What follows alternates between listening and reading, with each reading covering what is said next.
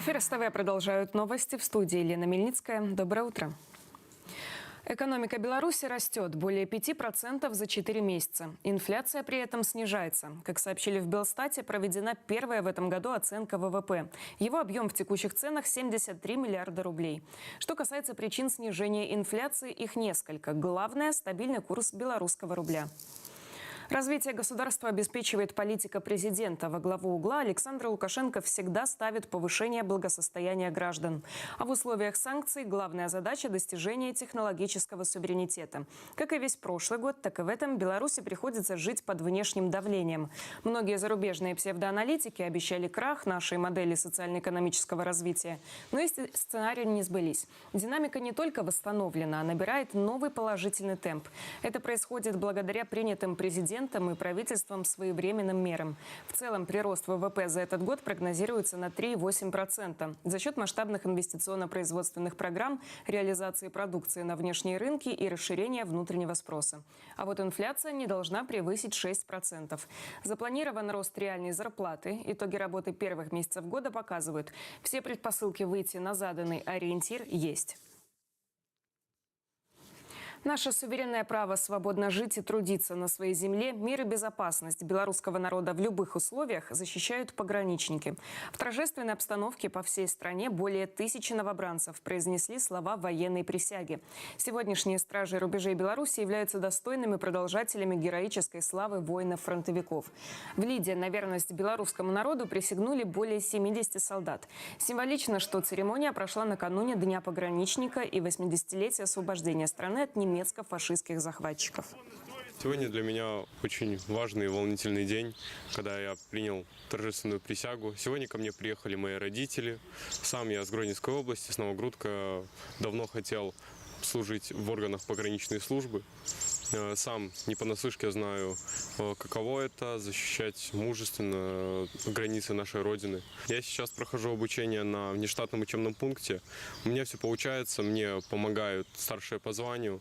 И очень хочу попасть на границу и применить уже полученные мною знания в текущих реалиях границы. Сегодня в Лидском пограничном отряде 70 вчера еще мальчишек, принимая клятву на верность Родине, стали мужчинами. Каждый из них успешно освоил курс начальной военной подготовки. В течение непродолжительного, но достаточного для получения компетенций времени получит воинскую специальность. Хочу отметить главное. В рядах нового пополнения Лидского пограничного отряда нет случайных парней. Все молодые патриоты, преданные Республике Беларусь и белорусскому народу. На внештатном учебном пункте Лидского погранотряда большинство новобранцев из Гомеля, Гродно и Минской области. Под руководством офицеров и сержантов они продолжат осваивать специальность инспектор пограничной службы. Ежедневные занятия – это огневая, тактическая, медицинская и строевая подготовка, изучение уставов и выполнение нормативов. Президент Ирана Ибрахим Раиси погиб в результате крушения вертолета. Об этом сообщило Национальное информагентство. Ранее о том, что воздушное судно полностью сгорело после падения и никто из находившихся в нем не выжил, заявил глава иранского общества Красного полумесяца. Кроме президента, на борту были министр иностранных дел страны, губернатор иранской провинции Восточный Азербайджан и имам провинции Тебриз. Вертолет потерпел крушение в воскресенье в горном районе на северо-западе Ирана, недалеко от границы Азербайджаном и Турции. По предварительным данным, летательный аппарат американского производства рухнул из-за сбоя электроники и плохих погодных условий. Обнаружить обломки помог турецкий беспилотник с тепловизором. С его камер велась прямая трансляция поисковой операции. Для оказания помощи в иранский Тебриз направился самолет МЧС России. На борту спасатели с необходимым снаряжением, оборудованием, кинологические расчеты и высокопроходимая техника. Процесс опознания тел погибших в катастрофе начался. Из-за мощного извержения вулкана в Индонезии проводится масштабная эвакуация. Слой пепла и камней накрыл территорию в несколько десятков километров. Свои дома покинули жители ближайших деревень. В зону извержения направлены отряды полиции, военные и поисково-спасательные группы. Они собираются очистить территорию в радиусе 7 километров, однако не исключено, что придется принимать дополнительные меры. Индонезийское вулканологическое агентство подняло уровень опасности до самого высокого. Новые лежаки, детские игровые комплексы, качели и раздевалки. Подготовку пляжных зон к летнему сезону оценили представители Мингорисполкома и коммунальных служб. На столичных пляжах созданы комфортные условия для отдыха, в том числе и с детьми. Стало больше теневых навесов. Кроме того, в зонах отдыха появились беседки, мангалы и малые архитектурные формы. Общаясь с отдыхающими сегодня на пляжных зонах, люди обращают внимание на то, что может быть где-то одну-две площадки детские установить, может быть где-то качели. Ну, то есть это те незначительные моменты, которые решаются достаточно оперативно. Всего в Минске 23 пляжа. На дежурство заступят спасательные станции и посты. Следить за порядком помогут камеры видеонаблюдения. На этом все. Следующий выпуск новостей смотрите в 10:30. Удачного дня!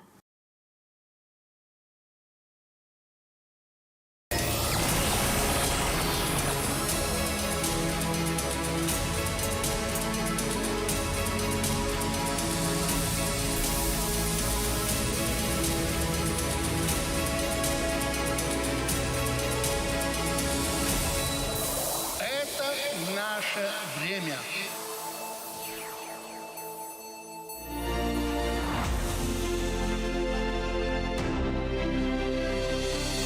Национальное достояние, материальные и духовные ценности народа и государства. Благодаря им мы можем чувствовать себя устойчиво сегодня и развиваться завтра. Сохранить и приумножить – вот оно главное, что постоянно подчеркивает президент. Ведь за нами дети и внуки. Нам в одиночку не выжить, и потому никуда без международных отношений. Этой аксиомы придерживается весь мир, который переживает период невиданной турбулентности. Вот уже вчерашние партнеры разворачиваются спиной. А кто остается? Да, именно те самые надежные друзья и союзники, с которыми, как известно, и горбушку хлеба, и ту пополам. Государственный визит нашего президента в Азербайджан – как раз та самая история, которая и про отношения, и про дружбу, и про доверие. 7 лет назад в столице открылся торговый дом Азербайджана. И все это время, в том числе в этом месте, крепнут и цементируются отношения двух стран. Кстати, торговый дом посещали и Александр Лукашенко, и Ильхам Алиев. И чтобы завести настоящих друзей, вовсе не нужно тереть волшебную лампу. Достаточно просто быть надежным и честным.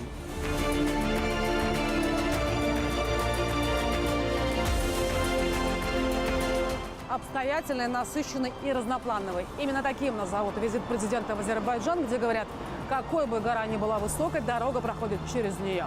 Общение, посещение самых разных объектов и, конечно, договоренности о сотрудничестве. Минск и Баку выбрали свой путь, по которому идут вместе к благополучию своего народа и к укреплению того самого национального достояния. Это сегодняшняя реалия, это наше время. Меня зовут Марина Лаврукевич, и сегодня в программе. Беларусь, Азербайджан. Государственный визит. Договоренности президентов. Мы сошлись во мнении. Стратегический характер. Дружба на миллиард. Законное дело. Конкретные инициативы, конкретные дела. Первое интервью нового спикера парламента. Так построена жизнь. Каких законов ждать? Не просто популизм.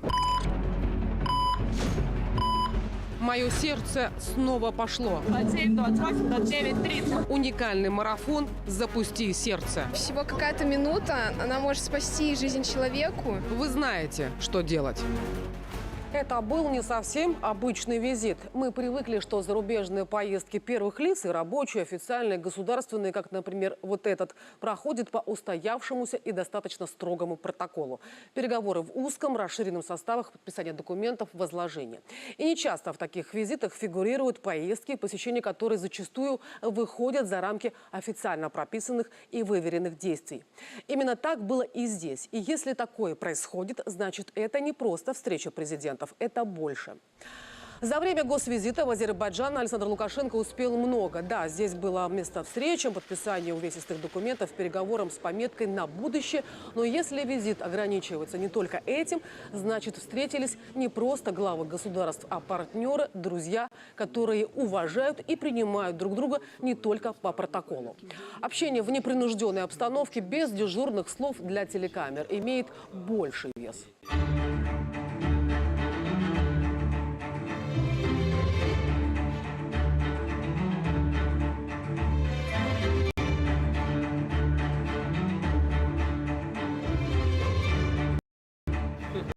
Я президент, твою продукцию сегодня тоже привез и передам. Спасибо. Спасибо, Александр Григорьевич. Предложи азербайджанцам попробовать вот сухого молока, это без сахара. Это Печенье, да? Да. разные. Там печенье и конфеты. И китайцы это раскрутили. Ну, для детей очень хорошо.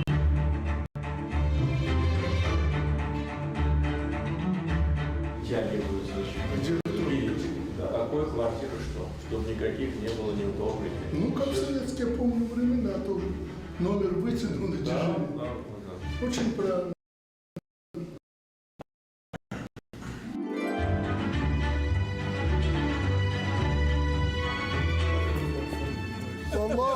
Пала, ты здесь. Сюрприз тебе! Сюрприз тебе! Пала, так ты, может, переезжаешь уже сюда? Он почти переехал. Он на прошлой неделе здесь был. Ну, шикарное место. Кто стреляет в иконы и памятники этого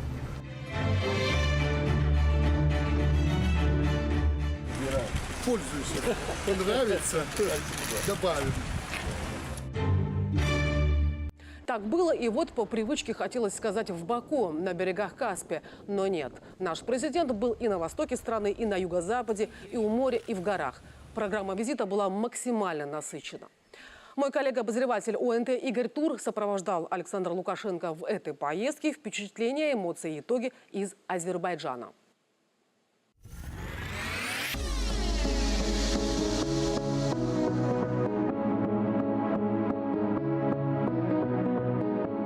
Автор этого репортажа до этой недели красотой Баку любовался разве что в трансляциях гонок Формулы-1. Городская трасса Гран-при Азербайджана прекрасна своим многообразием, а город с Каспийской набережной красив стильным сочетанием истории и современности. Вживую он еще красивее, и главное, Баку богат, но не облеплен безвкусно бриллиантами небоскребами, что нередко делают вчера еще пустынные провинциалы, сорвавшие нефтяной джекпот. Азербайджан не беден и на разумное отношение к деньгам, к экономике, к внешней политике и к самому себе.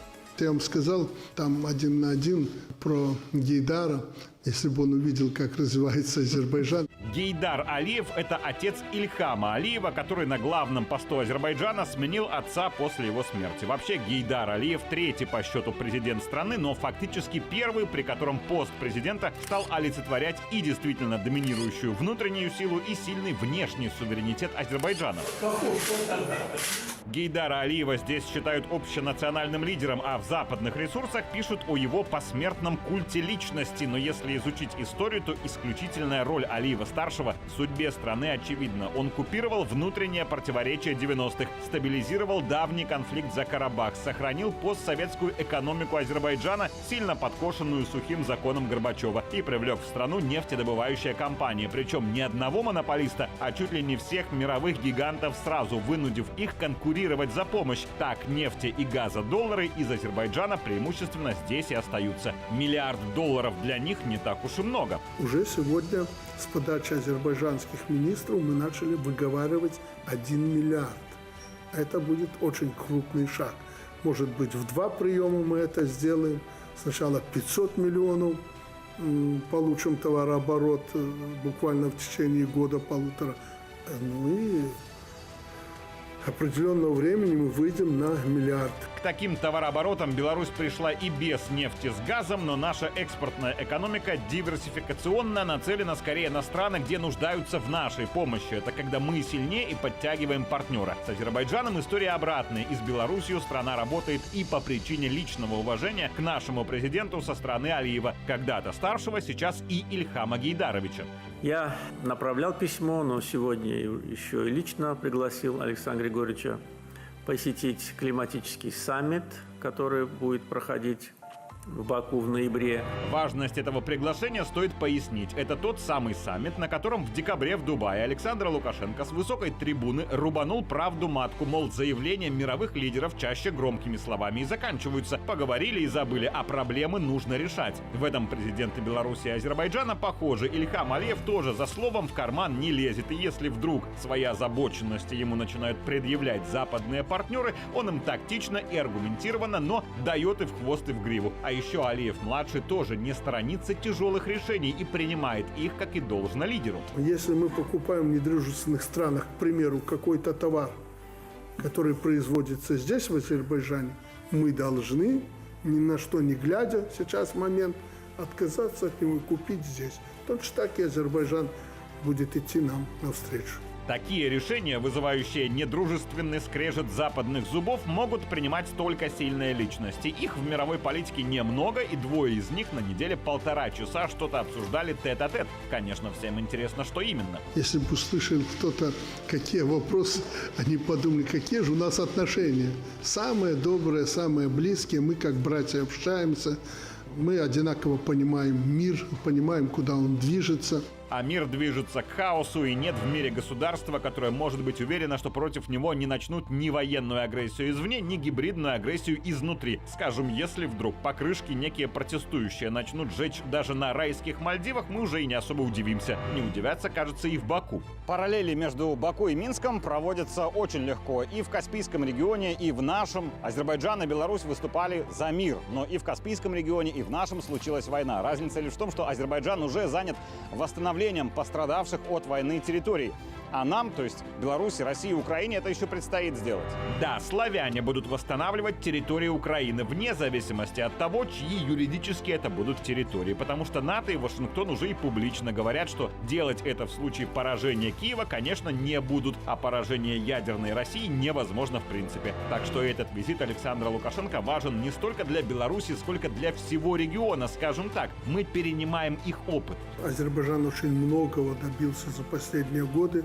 И прежде всего решаемую проблему возврата земель, которые долгое время просто в пустыню превращались. Тяжелая история, но земли возвращены, их надо возрождать. Это гораздо, наверное, будет длительная и не менее тяжелая проблема и задача, которую Азербайджану придется решить. Речь про Карабах, который десятилетиями был то армянским, то азербайджанским. Эти территории Ильхам Алиев контролирует с 2020 года после продолжительных боевых действий. Об этих землях поруганные соседи Баку и Ереван, с которыми у Минска хорошие отношения, говорят очень разными словами, так что журналистам из нейтральной и мирной Беларуси приходится лавировать в формулировках, чтобы никого не обидеть. Пока же здесь были войны, то больше всех в обиде были сами жители Карабаха. Мало приятного, когда тебя постоянно обстреливают. А чья это ракета? Да какая разница, если она прилетает в тебя?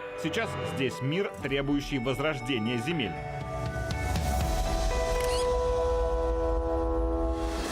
До 2040 года Ильхам Алиев вложит миллиарды в эти земли. Там, где сейчас разрушенные после войны хибары, будут современные дома, в которых будут жить трудоустроенные и счастливые люди. А когда что-то реализует богатая страна, то благородно помогающих становится шибко больше. В Баку, подставляющих плечо, почти весь мир, кроме, естественно, той коалиции западных партнеров, которые пытаются и будут пытаться и дальше провоцировать Ереван на что-то погорячее. А у самого Баку плеча-то только два. Минск тоже скромно готов помочь. Скромно, но стабильно и надежно. Помощников у вас тут сейчас хватает. Но если мы можем на таких дружеских началах участвовать в этом, техника, агрогородки, рабочие места, у нас есть определенные технологии. Если это возможно, какое-то там место для Беларуси, вы, пожалуйста, нам его дайте. И Ильхам Гейдарович такой подход поддержал. А поддержал наверняка потому, что в помощи первично нужна как раз стабильность. Мало ли довериться Баку избыточно демократическим партнерам, а они через год-другой спрыгнут. Стратегические партнеры на высшем уровне — это те государства, которые обзывают или авторитарными, или диктаторскими, но по сути это государства с сильной волей лидера, и только они готовы гарантировать долгосрочные проекты. Слава Богу, что здесь появился очень мощный, нормальный лидер в лице Азербайджана. Вы способны контролировать Кавказский регион. Это уже не только ответственность за Азербайджан. Вы уже в целом отвечаете за ситуацию а на Кавказе. И вот это субъективно главное из азербайджанских тезисов Александра Лукашенко. Кавказ горяч, потому что все в регионе равно горячие и равноуважаемые. Это в теории красиво, но на практике это постоянные конфликты вплоть до боевых. А сильный Азербайджан, который может к миру призвать не только добрым словом, но и крепким добрым кулаком, это стабилизатор. Когда есть и мудрый, и сильный игрок, никто извне не отважится здесь разжигать конфликты. Так что военное решение по Карабаху — это не столько победа Баку над Ереваном, не так ее надо воспринимать. Это победа мирной жизни над постоянными вооруженными ссорами, а мир сегодня понимает только силу. Я проинформировал о том, что происходит в нашем регионе в связи с конфликтом в Украине подробнейшим образом. Нашу позицию вы знаете. Нам там непросто сейчас, но мы будем делать все, чтобы там был мир. И будем двигаться в этом направлении. И опыт Азербайджана после военного устройства здесь, мирного устройства, очень важен и для нашего региона. Иногда там, где постоянно искрит, к миру нужно не призывать, а принуждать. Не демократично? Расскажите это тем, кто живет со взрывами и не знает, проснется ли завтра. Порой создавать мир комфортным и приятным нужно, даже если не все из тех, для кого эта новая жизнь создается, со старта рады тому, кто именно им этот новый мир создает. Этот путь сейчас проходит Азербайджан и идет по нему уверенно. Импорт их опыта сильно пригодится региону нашему. И ценность этого опыта сложно измерить хоть в миллиардах, хоть в триллионах, потому что мир бесценен. Игорь Тур, Сергей Янковский. Наше время. Азербайджан. Подводя итоги государственного визита президента в Азербайджан, можно отметить, что те планы, которые наметили Минск и Баку, весьма амбициозные и стратегические. Самое главное, они реальные. Если все получится, то страны зафиксируют не только намерения, но и результат. Красивая цифра, не правда ли? $1 миллиард.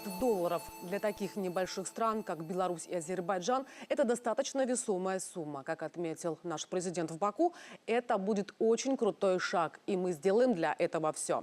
Миллиард, а почему бы и нет? Сейчас у стран около 400 миллионов, но объем договоренностей и подписанных на берегах Каспия впечатляет. Теперь остается их выполнить. Самое место азербайджанской силы сегодня между Черным и Каспийским морями в Закавказье. Регион уникальный. С глубокой древности он был перекрестком торговых путей, миграционных волн, армий завоевателей. Азербайджан, Армения, Грузия. Согласитесь, очень часто мы слышим их, когда в Закавказье происходит что-то горячее и обжигающее. Вот с Грузией это происходит регулярно. На этой неделе там приняли закон. Оцените название о прозрачности иностранного влияния. А если по существу, то теперь тот, кто работает за иностранные деньги, должен отчитаться, а кто конкретно платит. Разумеется, такая прозрачность не понравилась тем, кто музыку заказывает. Кому конкретно? А здесь даже и догадываться не надо. Просто посмотреть, кто призывает к беспорядкам. И вот приняли закон, и началось. Бедная Грузия. В какой уже раз ее штормит? Глеб Лавров о таком разном Закавказье. История повторяется неоднократно. И фраза про историю повторяется. И повод приходит, и повод уходит, а Майдан то в одной, то в другой стране стоит, кажется, вовек. По крайней мере, так в последние времена. Много где. И в частности, в истории с Грузией. И ее, и не ее иноагентами точно.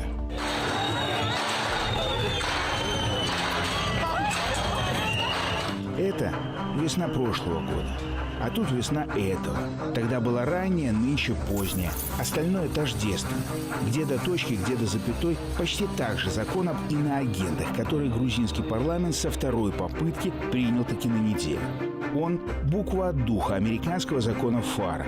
Тот исторически еще бы работает у них с 1938-го документ, предусматривает возможность обществу узнавать личности и организации, занимающиеся политической деятельностью от имени иностранных властей, иностранных политических партий и других иностранных руководящих структур, чтобы их деятельность могла оцениваться обществом в свете их контактов. Грузия, вслед за 6 десятками других государств, хочет такого же права – знать. Да и не только одна Грузия. Но Кто бы что ни говорил, русский закон, китайский или французский. Такой уже приняли во Франции, в Австралии, в Канаде. Это тенденция. То есть общее понимание того, что внешнее вливание денег, если оно как-то касается, особенно вопросов молодежи, политики должны быть прозрачными. Потому что оказалось, что мы все не друзья. Есть люди, которые даже друзья финансируют то, что мы не хотим. Но те самые иностранные власти и их иноагенты в Грузии право знать о себе грузинам давать не хотят. И потому перед парламентом снова Майдан. И западные политики-гастролеры, до министров иностранных дел ряда стран включительно, и особенно камеры западных медиа. Этот Майдан и делающие тоже ВКЛ. Сочувствующие, конечно, протестующим. Ну так за их же чужие деньги. И не замечающие в упор, что в майданчике набирают уже даже собственные иностранцев. А у наиболее активных из них уже даже и амуниция протеста с собой. На всякий майданный случай.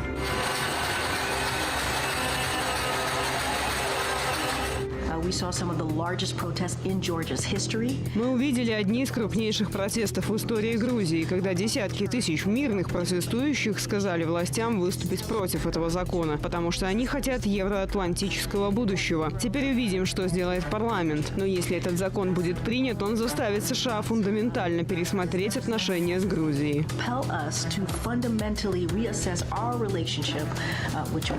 Майдан и на дипломатических полях. Белый дом, Госдеп, Еврокомиссия, парламенты западных держав одни за другими одинаковыми словами стращают грузинских парламентариев и правительство.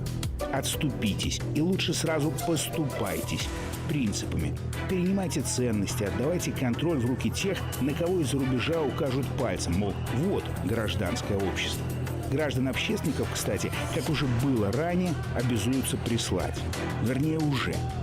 Уроженка Франции, она же президент Грузии, как обещала, вето на закон наложила. Чтобы его обойти, понадобится просто большинство в парламенте. Вот только сколько еще таких иноагентов в законе и вокруг него было и будет. После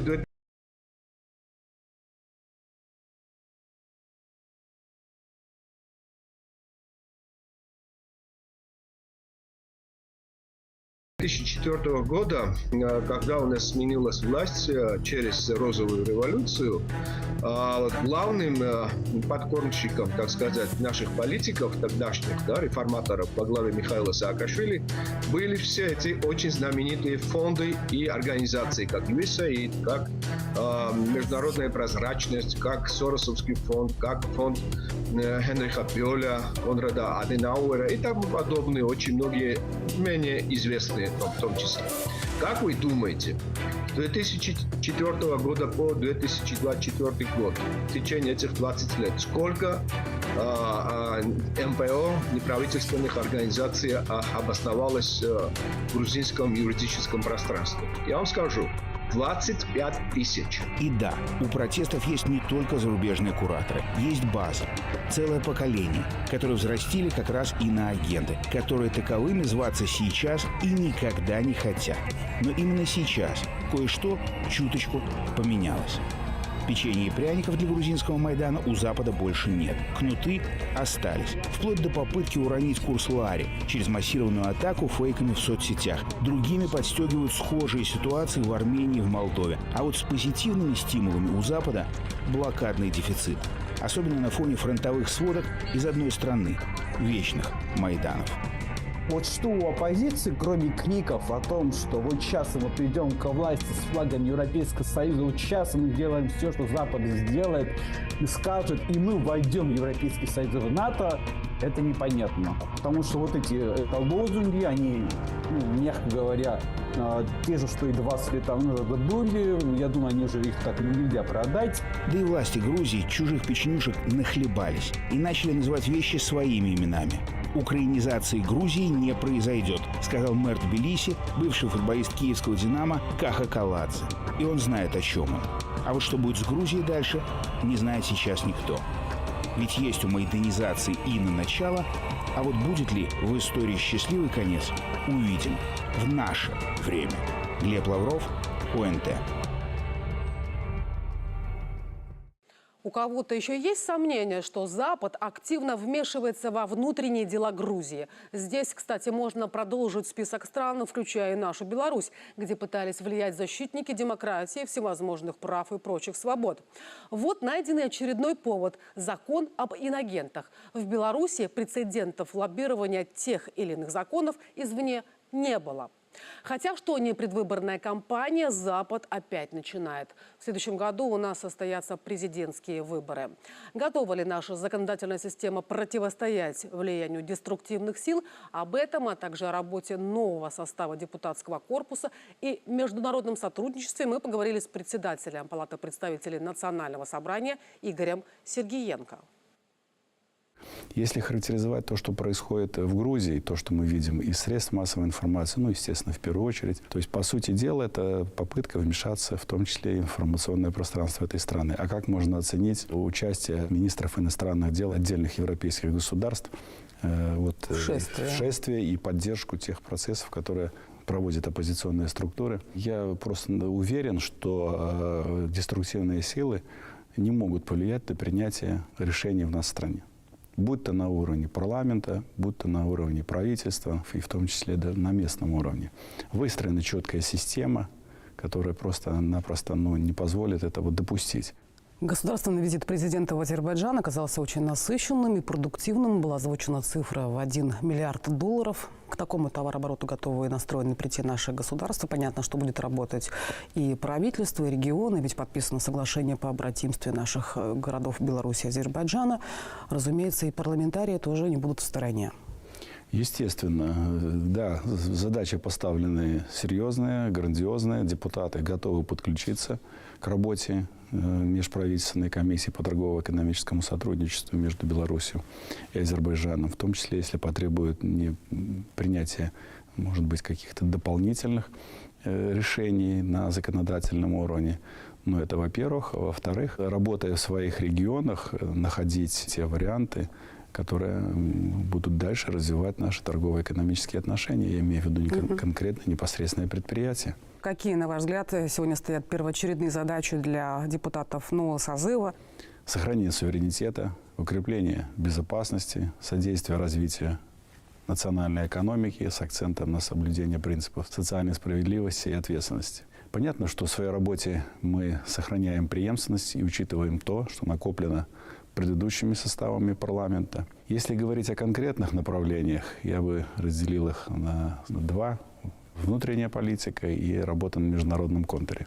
Если говорить о первой составляющей, это, естественно, законотворческая деятельность, которая включает в себя и работу над законопроектами, а также та работа, которую можно назвать правовым мониторингом, выявление тех проблемных аспектов в области права, которые сегодня в той или иной степени либо плохо работают, либо недостаточно, либо мешают развитию экономики и других сфер жизнедеятельности. Второе направление – это непосредственно работа с населением в округах.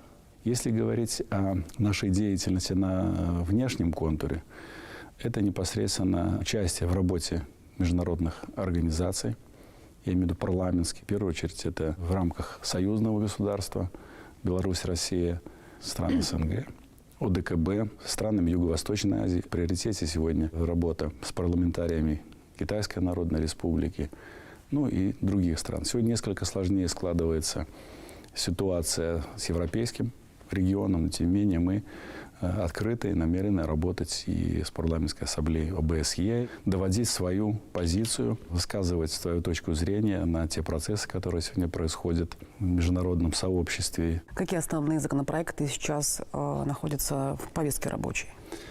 Сформированы 14 комиссий, которые фактически уже организуют работу по направлениям. Несмотря на то, что мы работаем фактически буквально 1,5 месяца, уже принято 10 законопроектов. Понятно, что они были наработаны нашими предшественниками. Да. Сейчас в работе 20 законопроектов, которые касаются, в первую очередь, социальной сферы, по вопросам профилактики преступности несовершеннолетних, по вопросам брачных, семейных отношений. То есть по тем направлениям, которые непосредственно затрагивают интересы наших избирателей. Кстати, в вашем новом корпусе немало представителей политических партий. Это как-то повлияет на деятельность парламента или это не самая главная особенность нынешнего созыва? Ну, знаете, это, наверное, не самая главная особенность. Представители политических партий у нас работали и в предыдущем составе, и раньше. Но я бы хотел напомнить и вернуться к тому, что у нас в прошлом году были внесены соответствующие изменения в законодательство, я имею в виду, которое касается партийного строительства. Прошла перерегистрация партий. Те партии, которые проводили и деструктивную деятельность, и формально так числились партиями, они ушли. 4 партии, представители работают у нас сегодня в парламенте. В целом из 110 депутатов 70 являются членами партий, 40 беспартийных. И главное, здесь, наверное, не просто популизм в высказываниях и подходах, а конкретные инициативы, конкретные дела, то есть яркие проекты, да? Проекты, да. И самое главное, их не просто провозгласить, но и реализовать.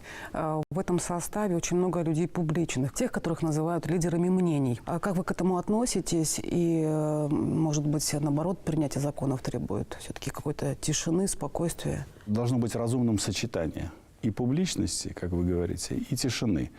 Я бы не стал говорить о том, что нынешний состав парламента, я имею в виду Палату представителей, каким-то коренным образом отличается от предшественников. Я уже говорил о преемственности. Эта преемственность сохранена не только в действиях, но и в том, что из действующего состава Палаты представителей 20 депутатов работали в прежнем составе. И многие из них являются руководителями комиссий. Среди новых, да, вы правильно отметили, что достаточное количество тех людей, которые проявили себя в общественно-политической жизни нашей страны. Публичность в этом плане не мешает, а только помогает.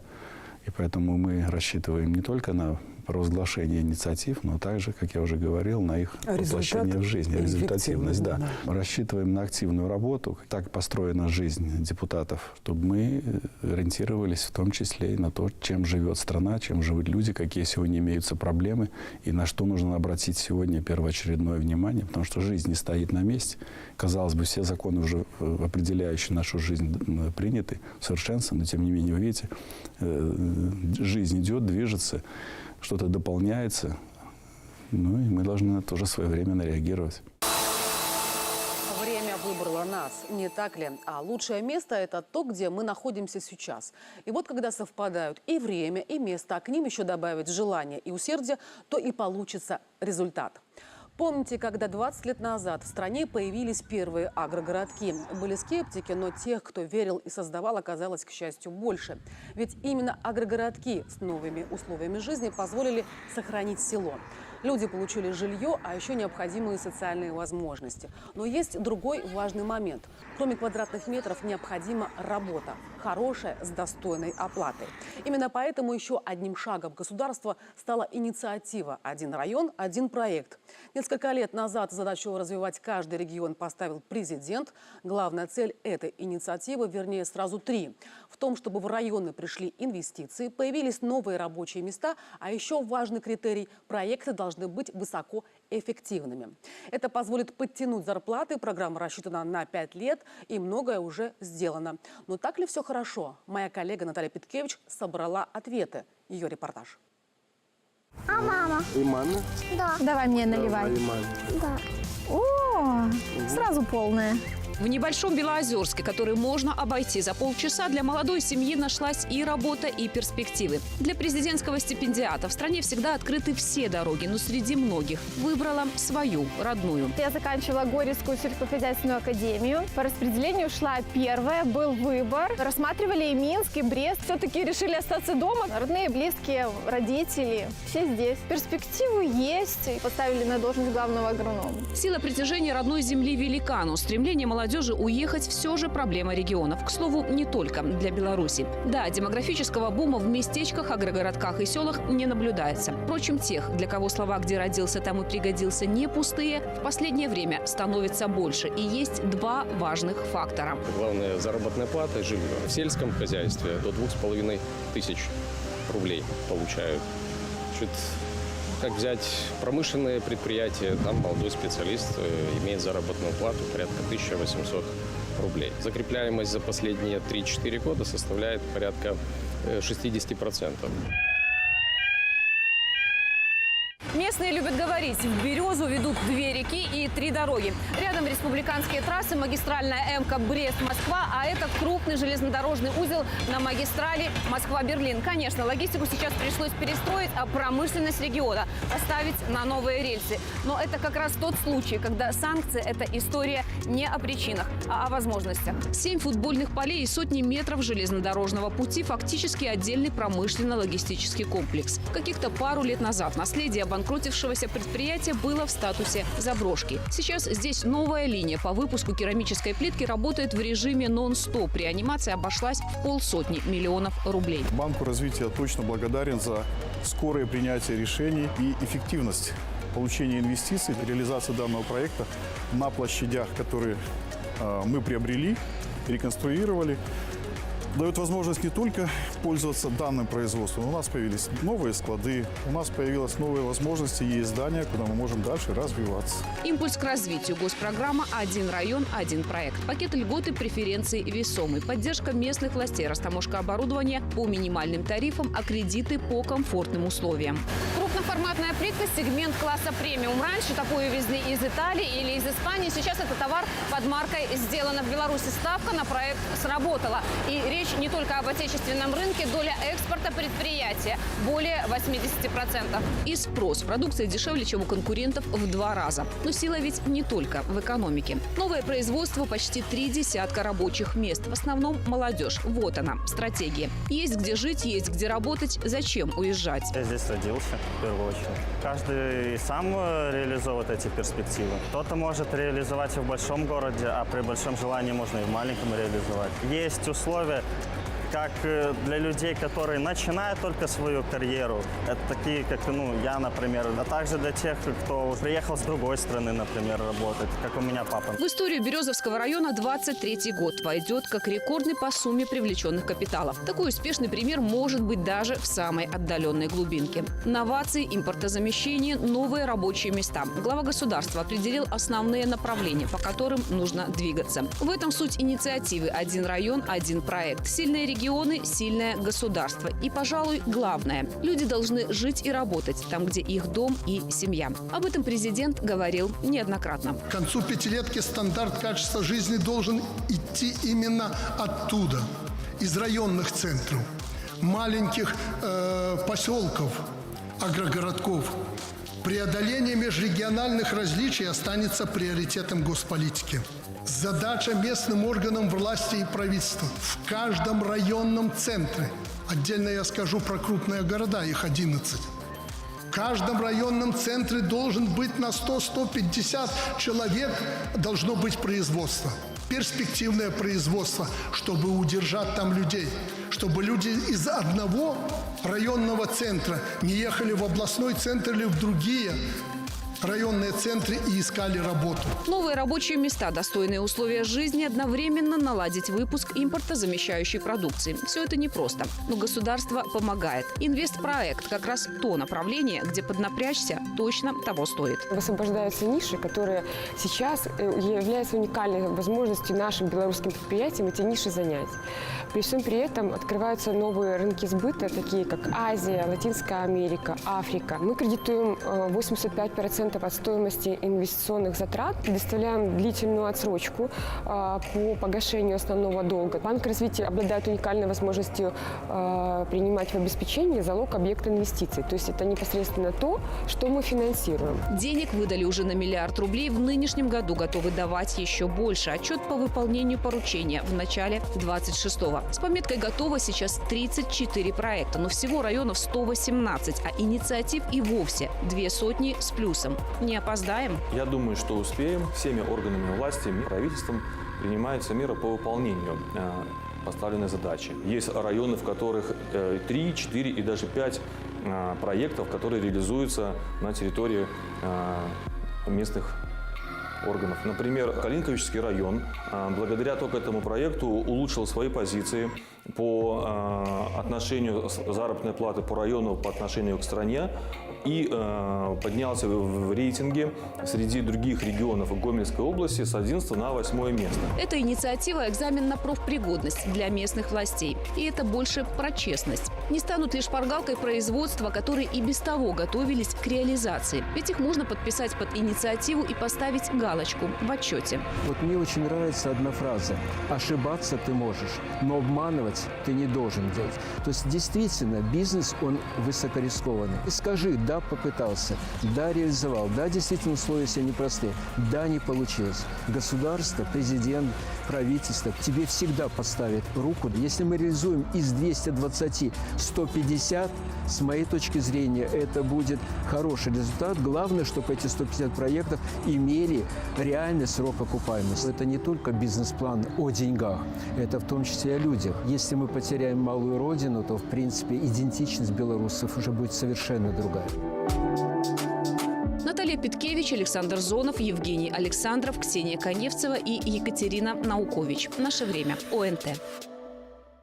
Сильные регионы – мечта любого государства, потому что нужен уравновешенный баланс между мегаполисами и, как говорится, замкадьем. Главное, чтобы были условия. Белорусский институт стратегических исследований представил результаты опроса среди сельчан. А что они сами думают о своей жизни? Главная цифра – 95% опрошенных из числа тех, кто живет в сельской местности и не думают менять образ жизни. Они нашли 5 главных плюсов. Это спокойствие, хорошая экология, возможность вести хозяйство, купить или построить свое жилье, тот самый домик в деревне, да и сама жизнь дешевле. Но нашли люди и минусы жизни на селе. И здесь чиновникам стоит обратить внимание, ведь основные проблемы можно решить. Итак, трудности с поиском работы, низкие зарплаты, есть вопросы с транспортом, не хватает нужных товаров. А еще людям нужны возможности для отдыха и досуга.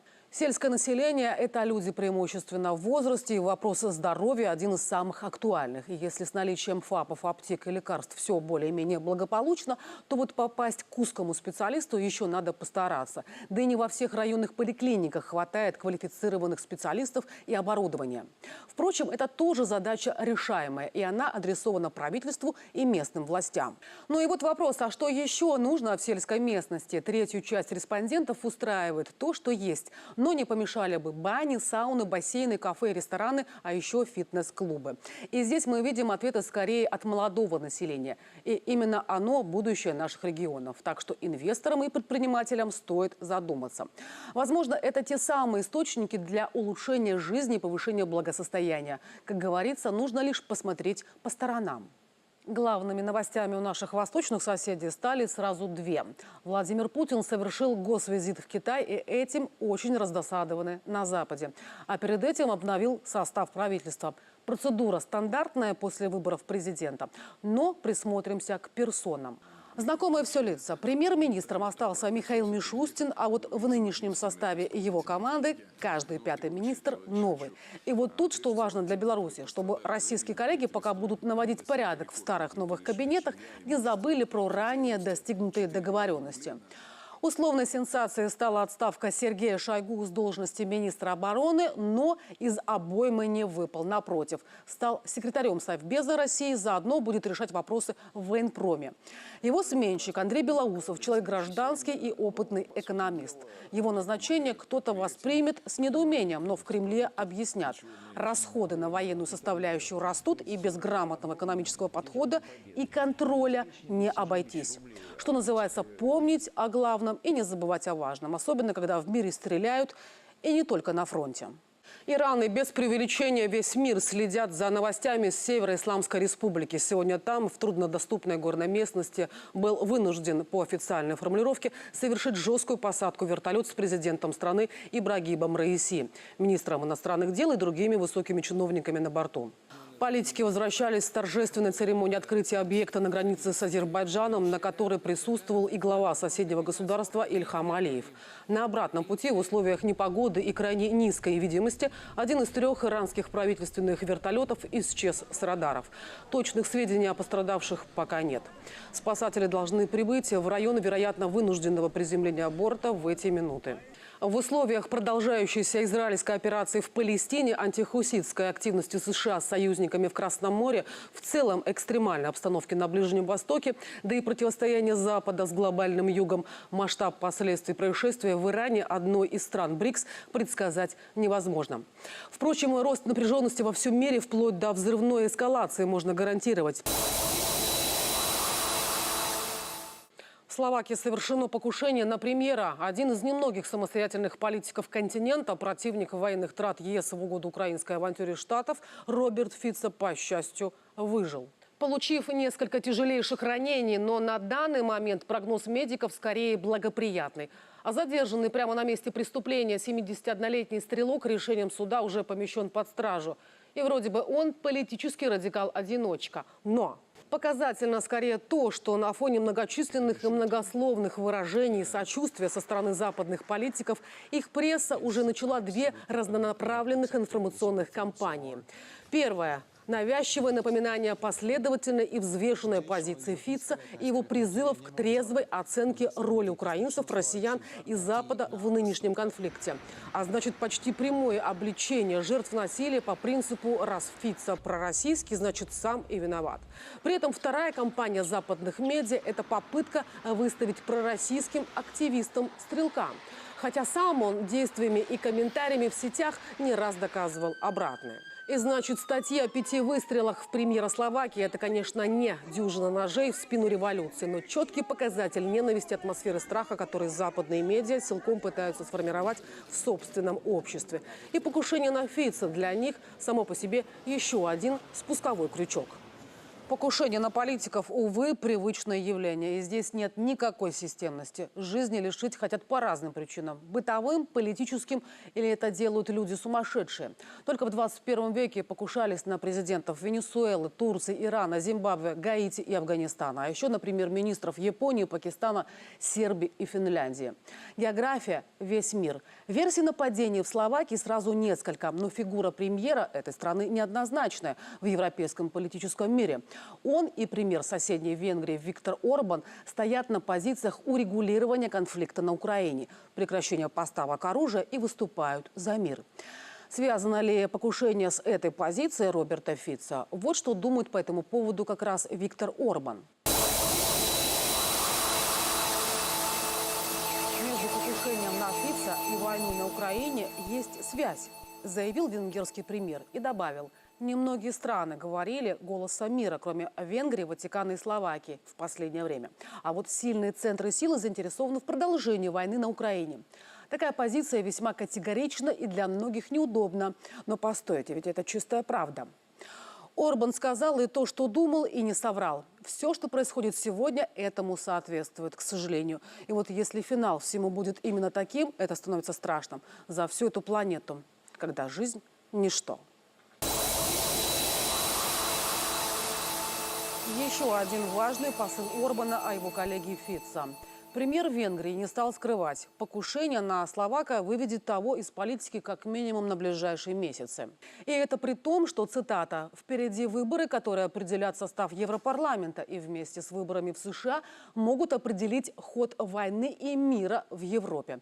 И, конечно, добавил Орбан, Роберт Фицо и настроенная на мир Словакия очень бы пригодились в такой момент. Вот так, не дипломатично, без экивоков, правоцентрист Орбан и левоцентрист Фицо, и немецкая левая Сара Вагенкнехт. Но и те силы, как и официальные евросми, презрительно называют евроскептиками и альтправыми. Да-да, та самая альтернатива для Германии, которая у себя, между прочим, первая в рейтингах популярности. И французский народный фронт. Вот они при всей политической несхожести сейчас за мир.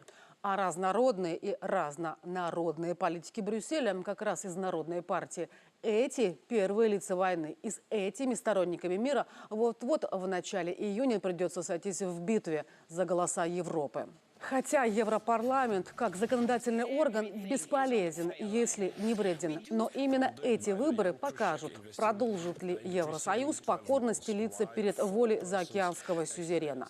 Или заговорит собственным голосом, а там, может, и до сознания необходимости своей политики, своего дела дойдет. Если нет, то экономику Союза по-прежнему будут тормозить, заставляя производство переезжать в Штаты, а еще ослаблять растущими военными расходами для отстаивания американских интересов в Старом Свете и новыми самоубийственными санкциями, чему сейчас противостоят не праворадикалы, какими пугают простых европейцев, а политики очень разного спектра, но объединенные нежеланием войны. И вот, чтобы не допустить мирного разворота в ЕС, у США и нынешней сервильной евроэлиты один аргумент – страх. Снова, как в холодную войну, на любую критику властей у них один ответ – иначе русские придут. Как на тех же президентских выборах в Литве.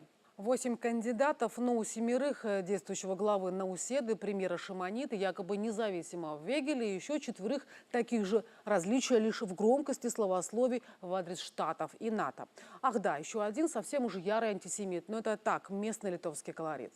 Но вот даже в Литве нашелся один кандидат, конечно, беспартийный врач, профессор Эдуардас Вайткус, который не побоялся сказать страшные вещи, что с Россией и Беларусью нужно и можно поддерживать добрые и взаимовыгодные связи, что расширение НАТО – агрессивная и ошибочная авантюра. И вот он-то и проиграл, занял по итогам первого тура 5-е место, но и выиграл в приграничных с Беларусью регионах. Люди, из которых часто ездят к нам сами и сами видят, что происходит в нашей стране на самом деле. И вот этот сбой в пропагандистской машине стал самой большой сенсацией первого тура литовских выборов. И, конечно, выводы из этого будут сделаны не только в Литве, и самые серьезные. То есть будут нагонять больше страха и жестче контролировать медийную среду. Точь-в-точь, как по Оруэллу. Незнание – сила. Вот на неделе как раз к выборам Европарламента, любящий поболтать о свободе слова, Евросовет запретил вещание 4 российских медиа. Что тут скажешь? Разгулялась свобода по Европе, так и бродит призраком. А было бы как в Польше, где перед выборами в парламент электронные медиа и ряд газет оптом скупили структуры, близкие к Демократической партии США и фонду Сороса, и исход голосования был бы еще более определен Вашингтоном. Хотя и там не до конца свободу слова довели. И вышел в Польше раскол. И приходится теперь партии Туска силой выбивать членов партии Дуды с насиженных мест. При том, что разница между действиями одних и других чисто порой косметическая. Так, например, уже новые власти Польши решили косметически укрепить забор на границе с Беларусью. То есть зарыть в землю сотни миллионов снова. Ну а что? Моровицкий с Качинским деньги с предыдущей стройки распилили, а их врагам почему нельзя делать то же самое? А министр обороны добавил мечтательно, что и окопов вдоль Великой Польской стенки неплохо было бы еще поднакопать. Блиндажей настроить против угроз с востока, конечно. Но пока правительство Туска ограничилось расширением боевых действий в адрес своих политических оппонентов. Посыпались заявления, мол, их старый забор был фикцией и памятником коррупции. А вот новый именем Туска будет не иначе, как демократическим и транспарентным. Однако нашелся в Польше человек с другим мнением. Вернее, в Варшаве его как раз потеряли и готовят европейский ордер на его арест. А пока ограничились арестом заочным на 3 месяца. Конечно, когда найдут. Но пока вроде бы ищут пожарные, ищет полиция. Однако, когда сам судья Томаш Шмидт пришел к польскому консулу в Минске, а высокоранговый юрист был вынужден бежать именно в нашу страну из-за политического преследования на родине и как следствие по соображениям безопасности, то польский консул принять честного поляка отказался.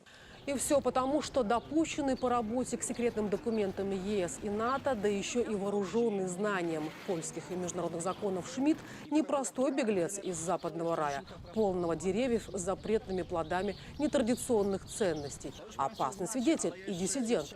И любое его слово будет политическим высказыванием. А слушать такие ни новые, ни старые польские власти намерений не имеют. Поэтому делают вид, что ищут судью Шмидта. Но найти боятся. Боятся правды. О польской судебной системе, политиках и подзаборной версии демократии.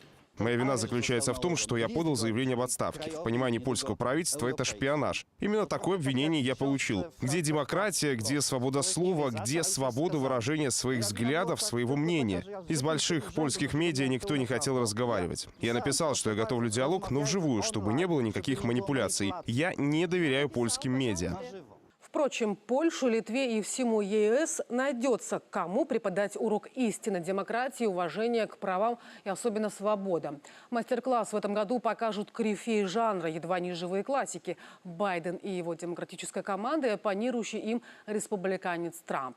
На неделе оба и претендента, и президента США согласились на 2 раунда теледебатов 27 июня и 10 сентября.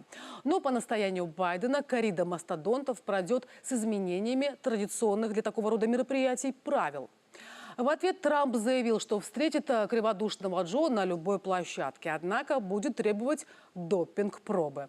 Да-да, для Запада это в новинку, но жители стран-соседей Украины должны бы помнить, в какой другой самой демократичной стране такое уже было. Впрочем, и без мрачных параллелей ясно, что нынешняя кампания в Штатах будет не только традиционно самой грязной, но и не исключено, что станет самой криминальной. Ведь против обоих кандидатов уголовные дела ведутся прямо сейчас. И если Байдена обвиняют в тотальной коррумпированности его семьи и окружения, то на Трампа вешают все новые и новые обвинения. И слушания по некоторым из них еще впереди. А уж как умеет, любит, практикует работать судебная и особенно пенитенциарная система США в угоду политическим элитам, об этом многое известно. А кое-что мы услышали на этой неделе из первых уст. Что на самом деле представляет собой тюрьма в самой демократичной стране? Ну, раз уж вы там более 400 дней. 467 дней, если точно, 117 из них в карцере. У меня было достаточно, условное турне, потому что 6 разных тюрем я видела в одно СИЗО, разные штаты. Я посмотрела, что такое транспортировка заключенных, когда тебе практически сутки не дают ни пить, ни есть, чтобы в туалет не хотелось. Задача одна, это сломить человеческое достоинство. То есть, по сути дела, когда я первый раз увидела створку двери в уборной, я плакала. Потому что, просто это было нереально. А до этого твое естество, все человеческое в тебе стирают, когда заставляют есть на полу, когда ты, находишься в условиях, тебя раздевают, тебя вводят голыми. Я никак не могла понять, почему в тюрьмах, где я сижу первое время, почему постоянно гремят цепи. Мне казалось, что вводят собак. Знаете, собака на цепи, когда ты слышишь звон цепи. Потом я поняла, что не собаки, это люди. Там такая красная полоса нарисована на полу, по которой должен идти заключенный. Красная такая, наклеенная. Или наклеенная, нарисованная, по-разному бывает. И дело в том, что в Америке же кандалы, они же запрещены по международному законодательству. До летних каникул рукой подать, и городские парки все больше наполняются детскими возгласами. А еще восхищением от того, что дух захватывает, когда катаешься на аттракционах или прыгаешь на батутах. Тем более, что сегодня на смену безобидным лодочкам пришли экстремальные горки и высокие башни свободного падения. Выброс адреналина, эмоций – все это, конечно, хорошо, но иногда место, куда мы идем за впечатлениями, может оказаться роковым. А последствия невинного отдыха придется собирать врачам буквально по косточкам. Вот и в Лиде случилось именно так. 11-летнюю девочку после похода в передвижной парк сейчас выхаживают медики. Серьезные травмы. Что стало причиной, техника или человеческие факторы? Возбуждено уголовное дело, устанавливаются все обстоятельства. Случай в Лиде, увы, не единичный и, боюсь, напророчить далеко не последний, судя по статистике прошлых лет. Каждый год из парков отдыха увозят на скорой пострадавших. Пристегните ремни. Валерия Балобина разбиралась, как отдохнуть без потери пульса. Супер-8, молоток, колобок, лебеди, башни свободного падения, батуты, горки. Современные парки аттракционов блещут изобилием. От безобидных каруселей для самых маленьких до экстремальных для взрослых. Дети идут за развлечением, родители – за адреналином. Есть стационарные аттракционы, есть передвижные, которые с открытием сезона развлечений колесят по всем городам нашей страны. Первой точкой для одного из таких лунопарков в этом году стала Лида. Только вот эмоции для одной из школьниц оказались совсем другими. Девочка придет в парк вместе с мамой, захочет прокатиться на экстремальном хаммере, он же в народе молоток. Это тот самый аттракцион, на который в тот самый день сядет 11-летняя девочка. Буквально через несколько секунд после запуска она выпадет с 3-метровой высоты на площадку. Как такое может быть? Только в том случае, если человек не пристегнут. Раз щелчок, два щелчок. И выбраться до полной остановки аттракциона и без помощи сотрудника просто невозможно.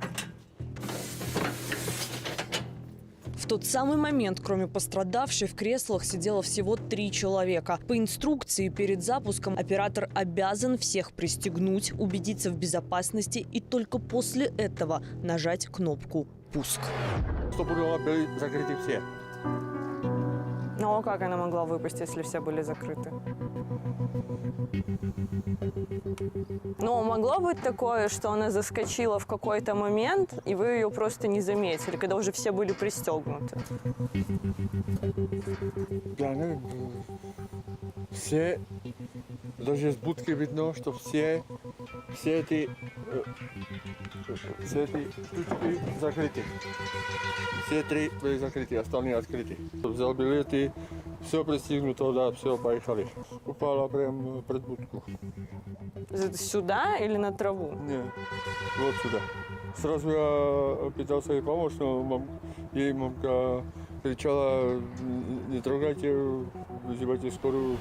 В настоящее время она находится в больнице, где ей оказывается необходимая помощь. Если на аттракционе случается ЧП, рассматривают сразу 2 фактора – человеческий и механический. Вот этот лунопарк был построен в 1999 году в Чехии. 11 лет коллектив колесил исключительно по Европе. Работали в Польше, работали в Румынии, в Молдавии работали. С 2010 года чешский парк приехал в Беларусь. Ездим по всех разных городах, по всей Беларуси.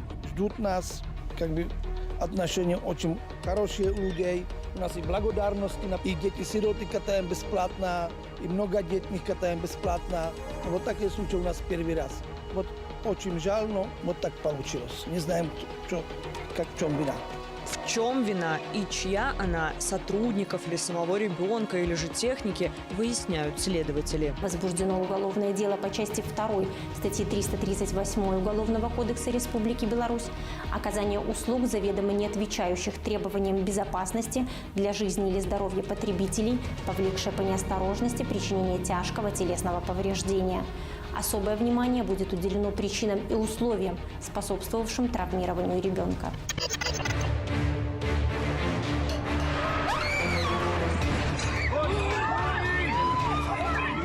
Ежегодно во всем мире фиксируются случаи, когда поездка заканчивается трагедией. То трос оборвется, то поезд с американских горок слетит, то человек в небо улетит. И в прямом, и в переносном смыслах. В Беларуси, к счастью, такие случаи – редкость. Каждый аттракцион, а в нашей стране их 187, перед тем, как прокатить с ветерком, тщательно проверяют. Таких организаций в Беларуси 2. Сотрудники выезжают для проведения диагностики. Первое – это визуальный контроль, инструментальный контроль. И третье – это испытание, нагружение грузом. При техническом диагностировании величина груза 75 килограмм на каждое посадочное место.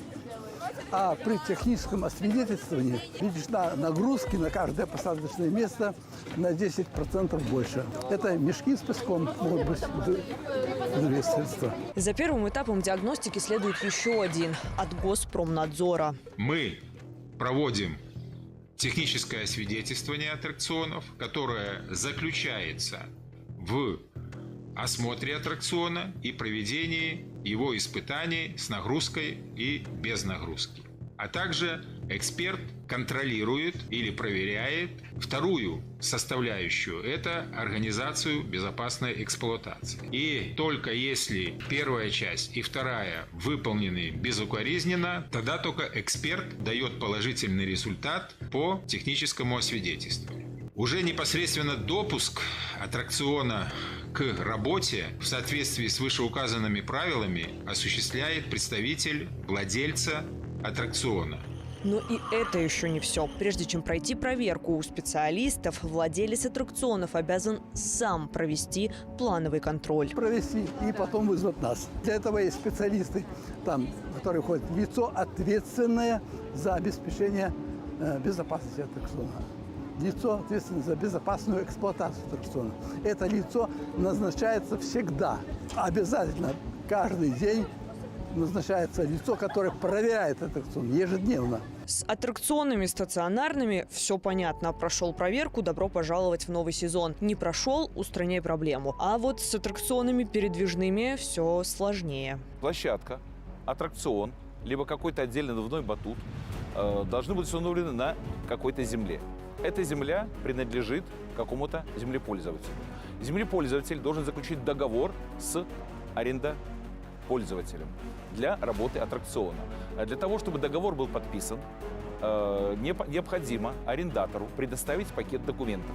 Если договор подписан, тогда официально хозяин аттракциона имеет право начать свою работу. Тот самый Лидский молоток перед тем, как получить допуск к работе и землю, тоже досконально проверялся. Каков же был вердикт? На момент проверки аттракционы были исправны.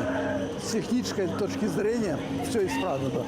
То, что случилось в Лиде, это человеческий фактор. Они с первого раза проверку прошли?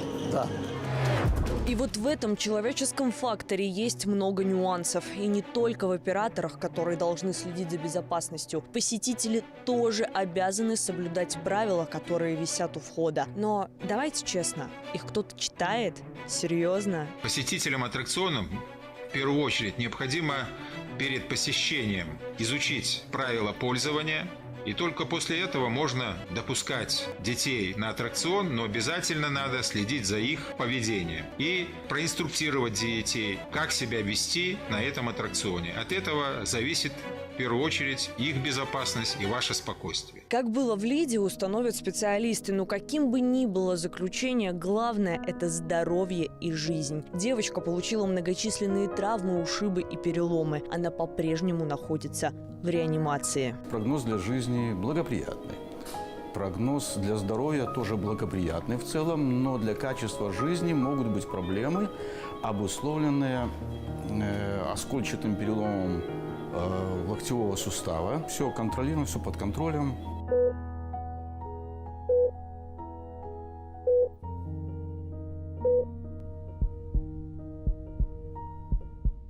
От радости до печали иногда может быть один сеанс на аттракционе. Впереди лето. А это значит, родителям особенно приготовиться, чтобы заветный билетик действительно подарил ребенку радость. Валерия Балобина, Владимир Козиятко, Сергей Андрушкевич, Анна Мороз, Александр Бужуков. Наше время. Главная ценность, конечно, жизнь, а главный подарок для нас всех – это здоровье. В Беларуси организовали масштабный проект «Запусти сердце». Акция уникальная – обучить как можно больше людей навыкам оказания базовой медицинской помощи и, в первую очередь, сердечно-легочной реанимации. Остановилось сердце. Вдруг что делать, как помочь? Оказывается, не обязательно быть медиком, чтобы запустить сердце и спасти человека. Главное знать, как это сделать.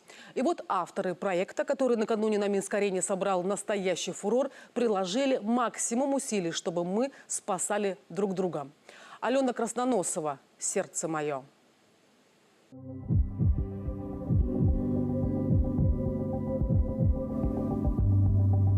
Пожалуй, и не надо объяснять, насколько дорога человеческая жизнь, а еще время, от которого она может зависеть. Об этом не понаслышке знают люди в белых халатах. Но когда счет идет на секунды, они далеко не всегда могут быть рядом. И тогда спасти человека – задача каждого, кто оказался в нужное время и в нужном месте. 25, 26, 27, 28, 29, 30.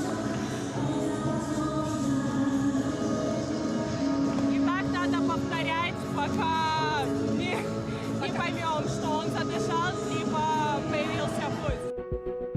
И в экстренных случаях, будь то потеря сознания или остановка сердца, важно вот так вот не растеряться и быть готовым оказать первую медпомощь. Нет разницы, это твой близкий или незнакомый человек на улице. И благодаря масштабному марафону запустить сердце теперь точно смогут тысячи школьников.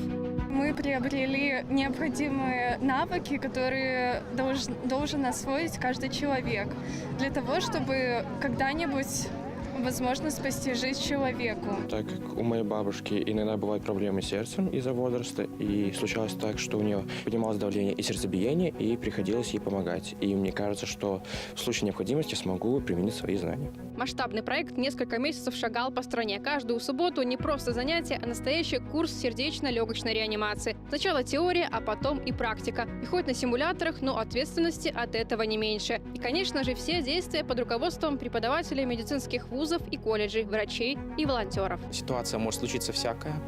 В любой момент может стать человеку рядом плохо, там, потерять сознание или еще что-то. В этот момент очень важно оказать помощь в первые секунды. Это опыт, который, если кому-то надо будет из людей помощь, я легко смогу и помочь людям. Не основным даже является момент, связанный с своей профориентацией, что, конечно же, является важным.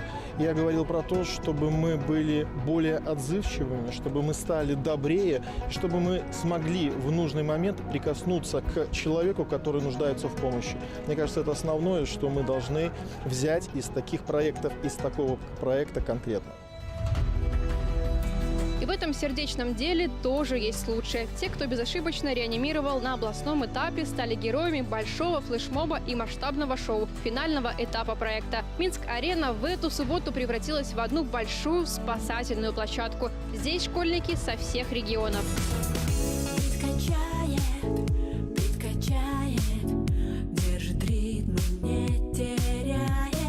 И вот теперь они одна большая команда по спасению человеческих жизней. Ритмичные толчки будто раздались по всей арене. Все действия отточены до автоматизма. 120 ударов в минуту – такой нужный ритм. Сердце создано, чтобы биться, не давая ему остановиться. Настоящий гимн проекта.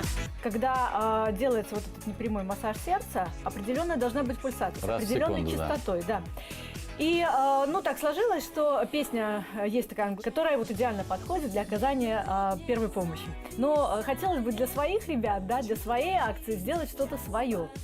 И чтобы оно соответствовало и музыкально, да, и ритмически, и слова. Да, и слова тоже, чтобы они как-то мотивировали на вот это движение, вот это вот непрямого массажа сердца. Толчок, еще толчок. И вот благодаря правильным действиям каждого запустилось символическое сердце нашей родной Беларуси.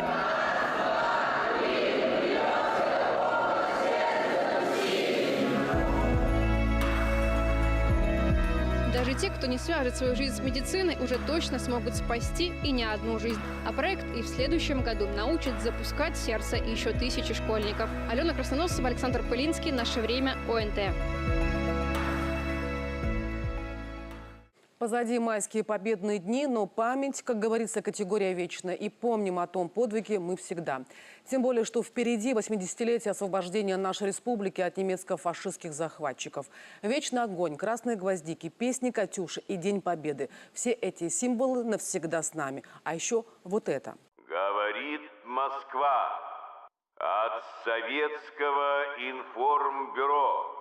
15 мая 1945 года в эфир вышла последняя оперативная сводка Совинформбюро. Озвученная, да, это еще один символ. Диктор номер 1 Юрий Левитан. Его, затаив дыхание, слушала вся страна. С ним переживали поражение и плакали от счастья в День Победы. Уникальный по своей природе голос человека, которому в начале войны не было и 30 лет, олицетворял величие и непобедимый дух народа. Да так, что Гитлер объявил Левитана своим личным врагом. Его берегли как зеницу ока. В эвакуации на Урале студия Совинформбюро вещала из засекреченного места. Голос Левитана ни при каких обстоятельствах не мог замолчать. Примечательно, что после войны Юрий Левитан часто бывал в Беларуси и не только гостем. В Могилеве на местной студии он даже записывал радиопередачи, а еще передавал свои навыки коллегам. Кстати, в Беларуси есть тоже свой Левитан. Моя коллега Ирина Недобоева настроилась на волну от Советского информбюро.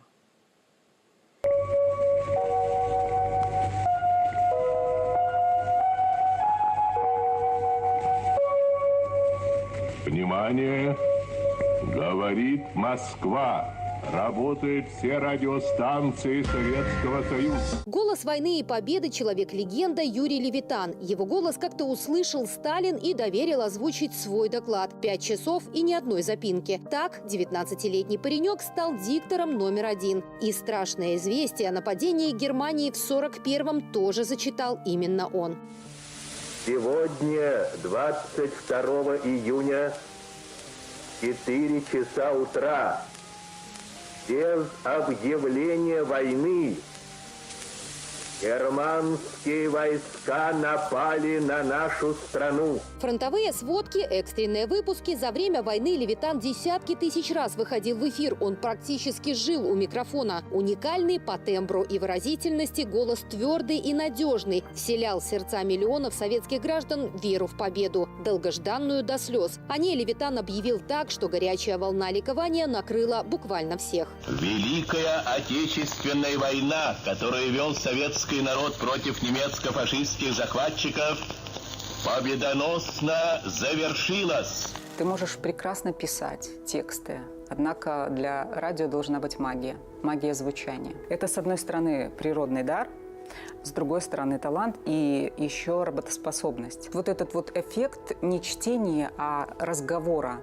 когда ты по ту сторону представляешь, что вот Левитан, он сидит с тобой, вот как мы сейчас, да, на соседних стульях, и он тебе рассказывает. Миллионы советских людей представляли по ту сторону радиоволн эдакого брутального, широкоплечего и высокого мужчину. На самом деле приземистый и худощавый, скромный. Он обладал с детства громким голосом. Его прозвище было «Труба». От природы обладал этим даром, но он и развивал его. Голос Левитана – это символ эпохи. С ним целая эпоха, народ принимали, ну, узнавали о важных и глобальных вещах, которые происходили в обществе. И он действительно стал трендовым для того времени. Москва, всесоюзное радио, но малоизвестный факт. Оказывается, Левитан работал и на могилевских радиоволнах. Дело было в 1963-м. Нет записи в архивах и официальных документах. Диктор номер 1 приехал сюда в частном порядке. Левитана пригласили могилевские радищики провести информационный выпуск последних известий, и он не отказал. Тогда студия вещала из этого здания на Первомайской, 71. Правда, в прямой эфир выходили с радиоузла по другому адресу, но большинство передач выпускали в записи и над программой работали именно здесь. Для почетного гостя сделали исключение. Воспользуюсь тем, что выступаю перед микрофоном Могилевского областного радио. Спасибо вам за теплоту и гостеприимство, которое оказывают могилевчане мне как работнику Всесоюзного радио. Это был настоящий фурор. Как сам Левитан у нас в Могилеве почти 14 минут в прямом эфире с легендой всесоюзного масштаба провела Раиса Аржановская. В архиве сохранилось одно из последних интервью первого и любимого диктора региона. Тот эфир в 1963-м был уникальным еще и потому, что читали его впервые не на белорусском. Давали эту папку с известиями и читали. Но они уже были на русском языке, потому что Левитан уже на белорусском не был. Единственная встреча и дружба на всю жизнь. Их объединило радио. Левитан присылал в Могилев письма, поздравительные открытки, делился секретами мастерства. Дочь Аржановской Наталья вспоминает, каким теплым раечко неизменно начиналось каждое письмо. Она судьбоносная, эта встреча, потому что, как рассказывала мама, что настолько теплого, домашнего и совершенно такого простого человека, перед которым она вначале робела, а потом он стал как членом нашей семьи. Для нее всегда он был эталоном. Такая дружба хорошая, хороших таких друзей, именно преданных своей работе. После визита Левитана найти в Могилеве достойного напарника по эфиру Аржановская еще долго не могла. 17 претендентов – все не то, но свой Левитан здесь все же нашелся. От Советского информбюро. Внимание! Мы ждем, что дальше. Он держит небольшую паузу. Говорит Москва. Для Олега Хлыстова Левитан стал буквально путевкой в жизнь. Слушал, вдохновлялся и, конечно, подражал. Этот железный бархат и сегодня пробирает диктора до мурашек. Когда Раиса Петровна сказала, что здесь несколько лет назад сидел Левитан, еще место не остыло. Вот. Все. Меня переклинило, значит, нужно быть левитаном. Левитан – это радиофоничность. Его слушаешь, и хочется слушать. Ему хочется внимать, и хочется делать так, как он говорит. Олегу Хлыстову, как и тысячам могилевчан, повезло не только услышать легенду, но и увидеть. В 1975-м тот вновь приехал в город на Днепре. На стадионе «Спартак» торжества по случаю 30-летия Победы. Левитан в открытом авто приветствует каждого. По беговой дорожке по всему стадиону он махал рукой, потом зачитывал какие-то фрагменты из текстов, например, там от Советского информбюро 28 июня освободили город Могилев, там салют давали в Москве. Люди, ну что вы, это были бурные овации, аплодисменты продолжительно на стадионе, всего стадиона, когда он появился. И здесь, на помолодевшем могилевском радио, и в памяти миллионов, Левитан остается человеком-легендой. От печали до радости. О самом трагическом, сокровенном и ярком десятилетиями говорил этот уникальный голос. Когда вот мы слышим в записи его голос, ну, никто не может равнодушно его слышать, конечно. Спустя столько лет, вот, мурашки по телу бегут, и ты знаешь, что надо что-то такое делать, какие-то дела совершать, побеждать, чтобы все было у нас прекрасно и замечательно.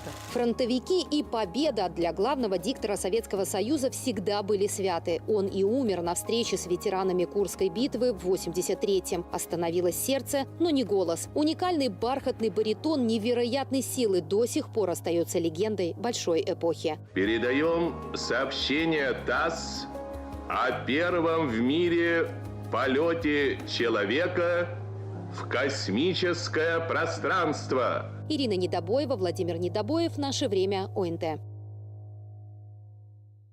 Такова была картина нашего времени. Впереди новая рабочая неделя. О самых важных и значимых событиях мы обязательно расскажем. Хорошего вечера.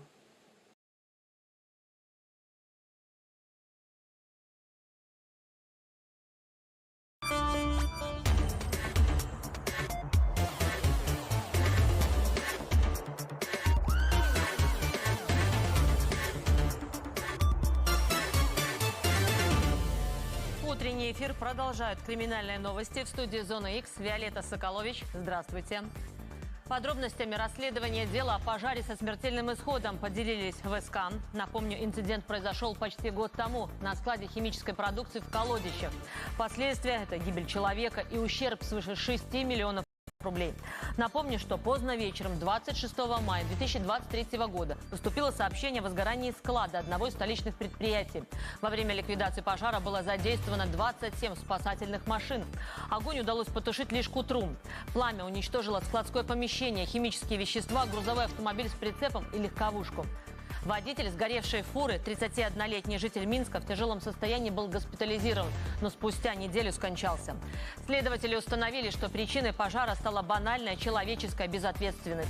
Накануне происшествия 24 мая 2023 года 31-летний заведующий складом, по совместительству подрабатывающий грузчиком, для более компактного расположения продукции переставлял кубы, наполненные концентрированной перекисью водорода.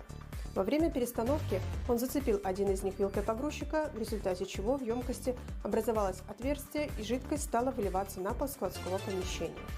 Пытаясь скрыть следы неудачной транспортировки груза, мужчина перелил оставшуюся жидкость в пустой куб, а вытекший пероксид водорода решил убрать при помощи картона. Пропитав его веществом, утилизировал не специальный контейнер, а обычный, для бытовых отходов. Необходимо отметить, что первоначально мужчина не признавал факт повреждения емкости и неправильной утилизации химического вещества. Однако под натиском неопровержимых доказательств, показаний свидетелей и наличия видеозаписи с камер наружного наблюдения признал свои действия. В результате нарушений, допущенных завскладом, произошло химическое возгорание, которое и привело к масштабному пожару и гибели человека. За время предварительного расследования были допрошены более 30 свидетелей, произведены десятки осмотров, изучены более 200 документов, проведено свыше 10 криминалистических экспертиз. Дайджест криминальных и чрезвычайных происшествий далее в программе. Огненная вспышка после удара и двойная гибель на месте. Следствие разбирается в обстоятельствах жуткого ДТП на трассе М4 возле поселка Привольный под Минском, где лоб в лоб сошлись «Тойота» и «Рено». Это произошло в минувшую субботу ближе к полуночи. После столкновения обе машины загорелись. Кадрами с места автотрагедии в сети делятся очевидцы.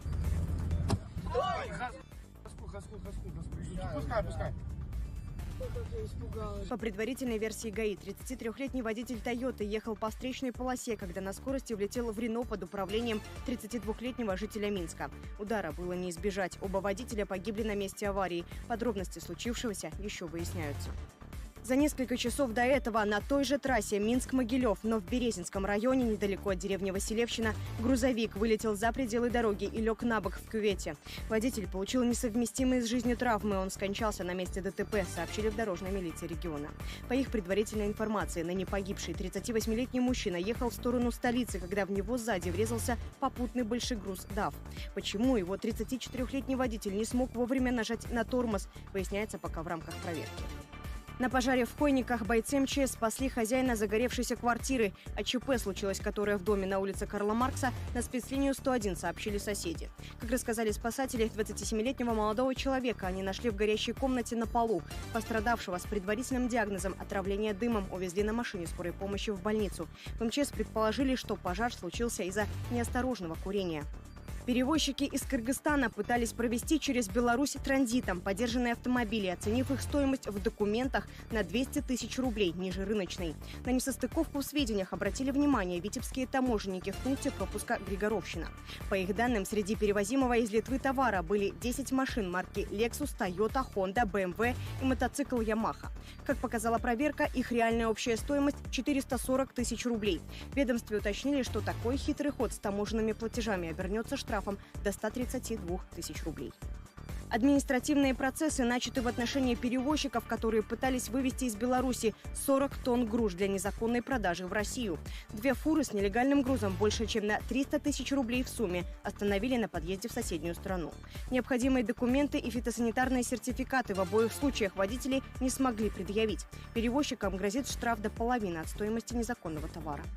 Прогорел на бизнес-идее. Кибераферисты под видом крупнейшего российского маркетплейса обманули жителя Рогачевского района на 16 тысяч белорусских рублей в эквиваленте. По факту крупного мошенничества следователи возбудили уголовное дело. По данным СК, история началась зимой этого года, когда заявитель вернулся домой с заработков из России. В мессенджере 36-летнему мужчину пришло предложение подзаработать. В задачу входило выкупать определенные товары у продавцов в интернет-магазине для поднятия их рейтинга. Для этого новому работнику сбрасывали российские банковские карты с указанием суммы перевода. За каждое выполненное задание обещали возврат внесенных денег с процентами на открытый счет. Но вывести заработанные накопления так и не получилось. Всего потерпевший перевел аферистам больше 460 тысяч российских рублей. Карлсон уже не тот. Необычный перформанс пришлось наблюдать жителям Барановичей накануне. Очевидцы заметили, как по крыше местного строительного маркета бегает раздетый мужчина.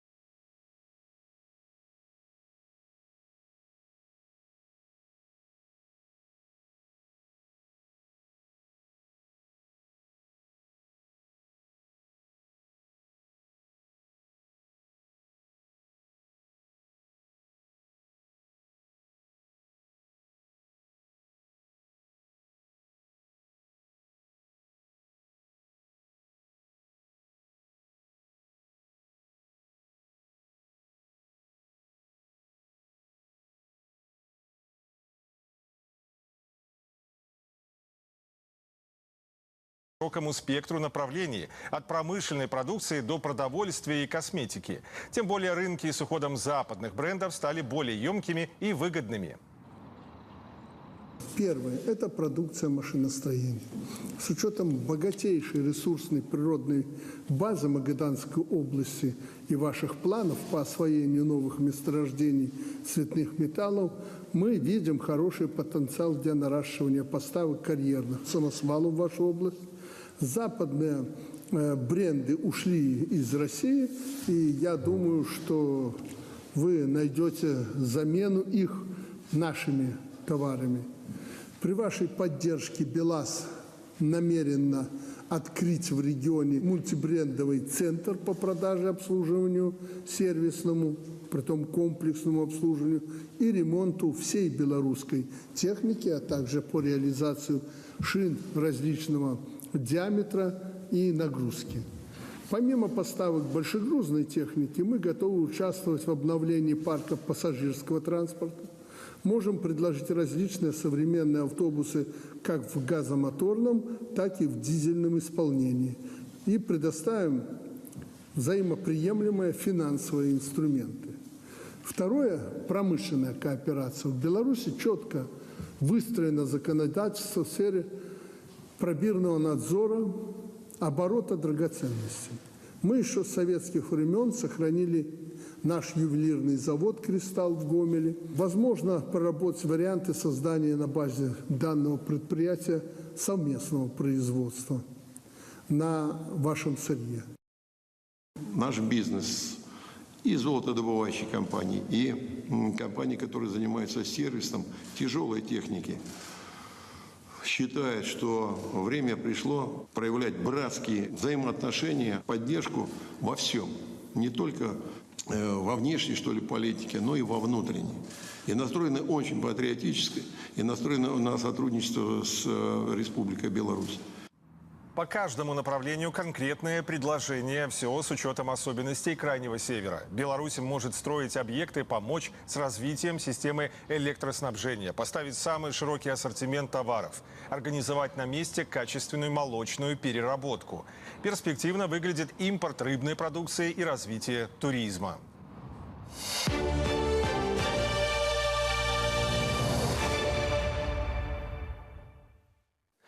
Иран скорбит. Официально объявлено о гибели в авиакатастрофе президента страны Ибрахима Раиси. Вертолет американского производства, на борту которого находились Раиси и еще 7 человек, разбился в горах провинции Восточный Азербайджан. Все находившиеся на борту погибли в первые же мгновения после катастрофы. Тела жертв крушения перевезли в город Тебриз для опознания. Согласно заявлению правительства Ирана, исполнение обязанностей погибшего Раиси возьмет на себя первый вице-президент Мохаммад Махбер. В течение 50 дней в стране должны пройти выборы, которые определят, кто займет кресло главы исполнительной власти Ирана. Слова сочувствия в Иран направляют лидеры официальные ведомства со всего мира, в том числе из нашей страны, России, Китая, Катара, Арабских Эмиратов. Соболезнования выразил и глава Евросовета. В Иране, Пакистане и Ливане объявлен траур. Цветы несут к посольству Ирана в Беларуси. На здании дипмиссии в знак скорби приспущен флаг. МИД нашей страны выразил искреннее соболезнование родным и близким погибших. Из жизни ушли настоящие друзья Беларуси, говорится в сообщении ведомства. Соболезнования верховному лидеру Ирана Али Хаменеи в связи с трагической гибелью президента страны Ибрахима Раиси и ряда высокопоставленных руководителей направил президент Беларуси. Александр Лукашенко отметил, в нашей стране с глубокой скорбью восприняли это известие. Ушли из жизни выдающиеся сыновья иранского народа, всемирно известные политические и общественные деятели, активные работы и решительные шаги которых обеспечивали надлежащие позиции Исламской Республики Иран в мире, способствовали укреплению и росту высокого статуса государства на международной арене. Президент Ибрахим Раиси останется в истории как мудрый лидер, который всю свою жизнь посвятил самоотверженному и бескорыстному служению иранскому народу. Александр Лукашенко подчеркнула, что навсегда сохранит самые теплые воспоминания о встречах и разговорах с господином президентом, который был настоящим другом Беларуси и много заботился о развитии белорусско-иранского сотрудничества. Его имя навсегда внесено в летопись отношений наших стран. От имени белорусского народа и себя лично президент также выразил искренние соболезнования и слова поддержки родным и близким погибших всему иранскому народу. Срок истекает. Сегодня Зеленский перестает быть законно избранным президентом Украины. Именно 20 мая он должен был сдать бразды своему преемнику, которого полагалось избрать до 31 марта. Стремительно снижается и уровень поддержки Зеленского. Сейчас он, по данным американских и европейских опросов, опустился ниже 17%. На Западе крайне обеспокоены катастрофическим падением рейтингов, сообщает служба внешней разведки России. Пока не ясно, какие последствия будет иметь утрата политикам легитимности. Западные издания публикуют материалы, которые пытаются оправдать отказ официального Киева от проведения выборов, но не особенно убедительно. Просроченный президент, даже если такая возможность появится, не сможет заключить надежный мир без своей легитимности. Неудавшаяся попытка госпереворота в Конго или очередной пример западного вмешательства. Вооруженные люди попытались проникнуть в резиденцию действующего президента африканской страны. Также атакована резиденция кандидата на должность главы Национальной ассамблеи Демократической Республики Конго. Мятежников удалось остановить, их лидер и его 3 сторонника ликвидированы. Всего задержано около 40 человек, в том числе несколько американцев и британец. По данным СМИ, возглавлявший путч Кристиан Маланга долгое время жил в США. Казнить без суда и следствия. В Британии вновь набирает силу скандал с эскадронами смерти. Элитный спецназ массово убивал мирных жителей Афганистана. Расстрелы, казни, пытки, секретные расследования и показания офицеров спецназа. Почему виновные не наказаны и как исчезали улики? Покажем факты. В понятной политике сегодня вечером после «Панорамы».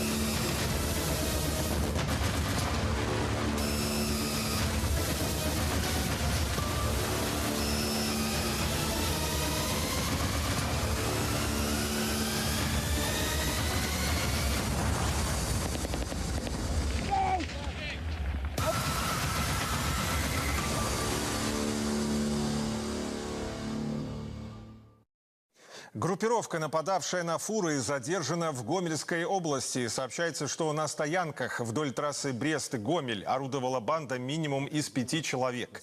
Нападения совершались по ночам. Злоумышленники использовали балаклавы и радиостанции. Пока водитель спал в кабине, налетчики взламывали замок грузового отсека и заполняли свой микроавтобус товаром и покидали место преступления. Такие же факты зафиксированы в Брестской, Могилевской, Минской и Гомельской областях. Похищенные сбывали на территории России, либо делили между собой и использовали в личных целях. В настоящее время известно о 6 эпизодах преступной деятельности. В основном обворовывали грузовики с белорусскими номерами, забирая различный груз, от техники до продуктов питания. Кроме того, сливали топливо из баков фур. Скажите, как-то между собой продукцию эту делили? Да, поделили между собой. Скажите, дальше оставшуюся продукцию, я так понимаю, что дальше судьба ее какая была? Завезли в город Смоленск и продали на рынке. Все фигуранты, жители Орши в возрасте от 34 до 51 года задержаны. Возбуждено уголовное дело за совершение краж в крупном размере.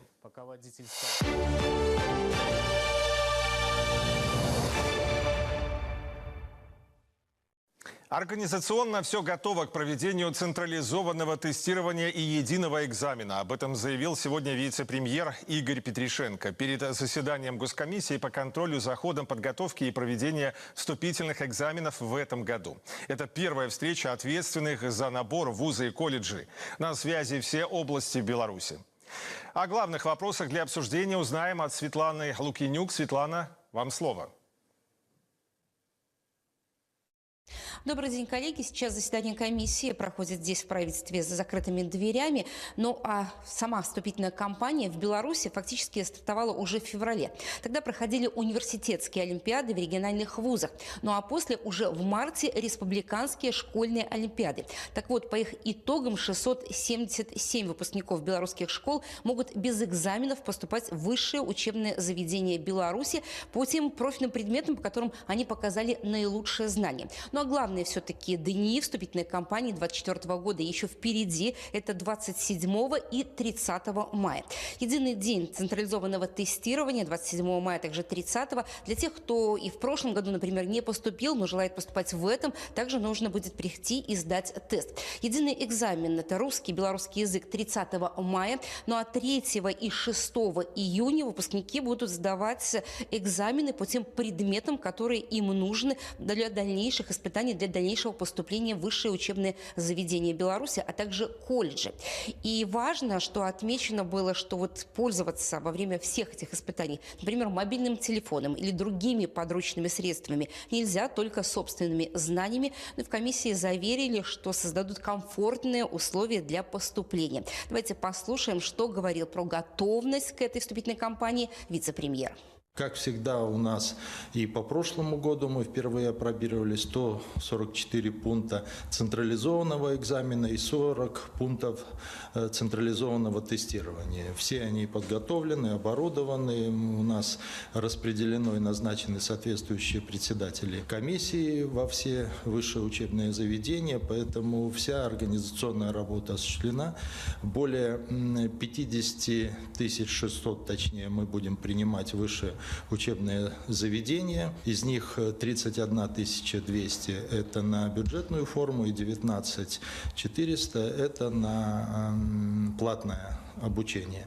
Ну, соответствующую работу ведем и по нашим колледжам. Соответственно, 39 тысяч абитуриентов мы будем принимать в колледжи. Отдельно стоит сказать про набор целевиков. И в этом году, как заверил вице-премьер, их количество станет больше. Экзамены будут проходить также и подача документов с 27 июня по 12 июля. Так что в прошлой кампании по целевому набору шли 4900 человек. Коллеги. Спасибо, Светлана Лукинюк, о подробностях вступительной кампании. Родился и жил буквально в 100 метрах от леса, поэтому знает о нем все. Житель Жодина, грибник, ягодник и собиратель диковинных кореньев. Михаил Поздняков своими руками создает произведения искусства из материалов, на которые обычный человек не обратил бы внимания. Шкатулки, пеналы и карандашницы, ваза и кухонная посуда, светильники, интерьерное панно. Все делает художник из даров леса. Это, наверное, родится. Это не заметишь, даже кап, когда он растет в дикой природе, там 3 слоями покрыт какой-то трещинами коры, какие-то еще сучки сухие торчат, совсем не прокат. Это надо все это очистить, труд сумасшедший.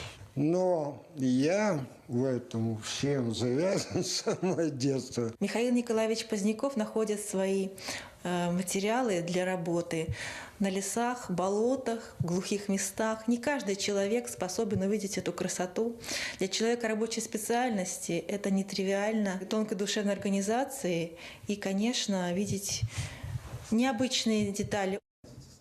46 лет Михаил Поздняков отработал сварщиком. Лесные поделки – его хобби. Сейчас художник на пенсии осваивает новые техники и способы рукоделия. О спорте далее расскажут мои коллеги. Проекты агентства теленовостей доступны также в соцсетях, в мобильном приложении, QR-код на экране. Новая информация уже в час дня. До встречи!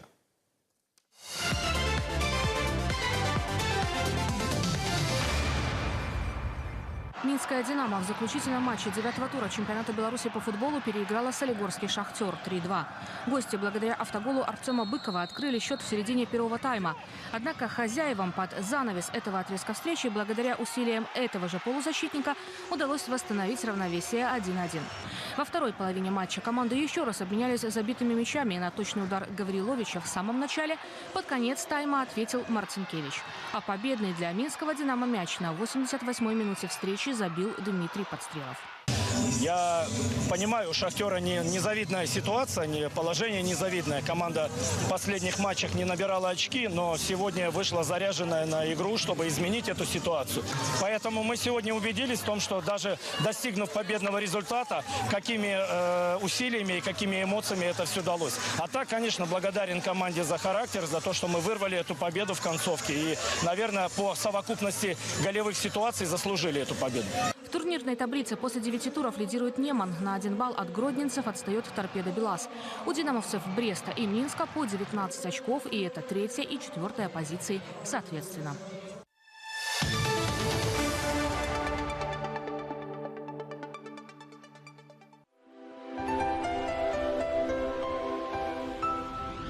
Сёння ў панядзелак 20 мая надвор'е на тэрыторыі Беларусі будзе вызначаць цёплая няўстойлівая паветраная маса. Увага, пры навальніцы чакаецца парывісты вецер.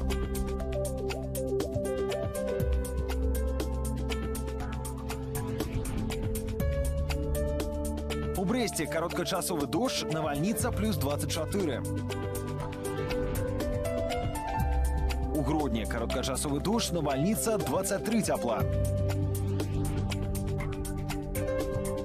У Віцебску кароткачасовы дождж, навальніца 24 вышэй за 0.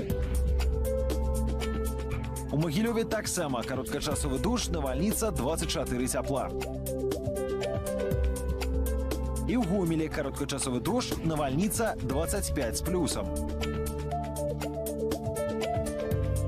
У Мінску 24 цяпла, кароткачасовы дождж, навальніца.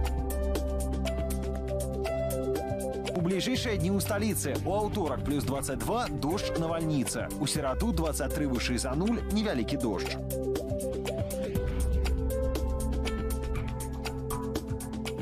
Надвор'е у суседніх краінах. У Москве плюс 25, Варшаве плюс 23, Киеве и Вильнюсе 25 цяпла.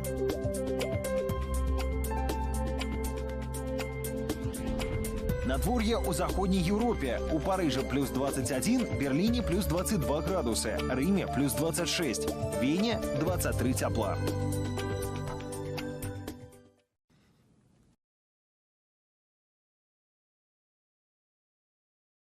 Чтобы спустить его на землю, пришлось вызывать экстренные службы. Эти кадры попали в сеть. По информации одного из телеграм-канала, дневное представление устроил 32-летний местный житель. Со слов его супруги, что-то пошло не так, когда муж проснулся после двухдневного одиночного застолья. Сперва залез на крышу своего дома, а позже взобрался наверх магазина поблизости. Сообщается, что сейчас любитель высоких приключений в больнице. Это были новости «Зоны X». Оставайтесь с нами на Беларусь-1.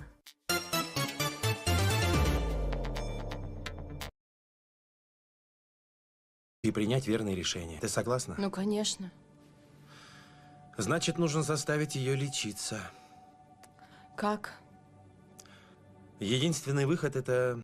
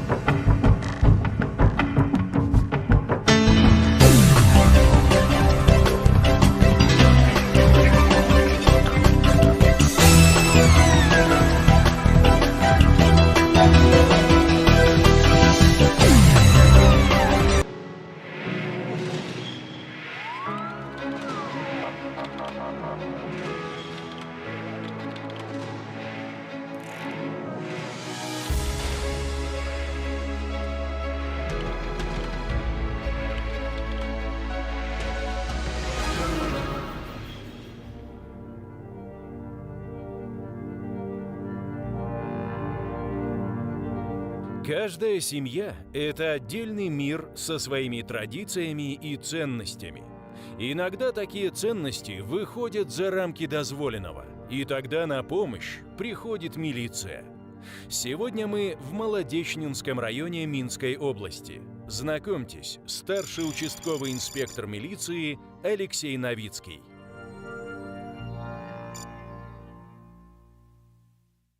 Работаю сейчас старшим участковым инспектором милиции. Начинал службу в патрульно-постовой службе милиции после срочной службы в армии.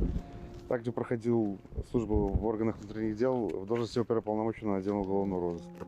Также участковый инспектор милиции отдела охраны и профилактики Молодечного РОВД. Служу я административный участок, 2 сельских совета, это Палачанский сельсовет и Марковский сельский совет. Участки спокойные, особых трудностей каких-либо не возникает.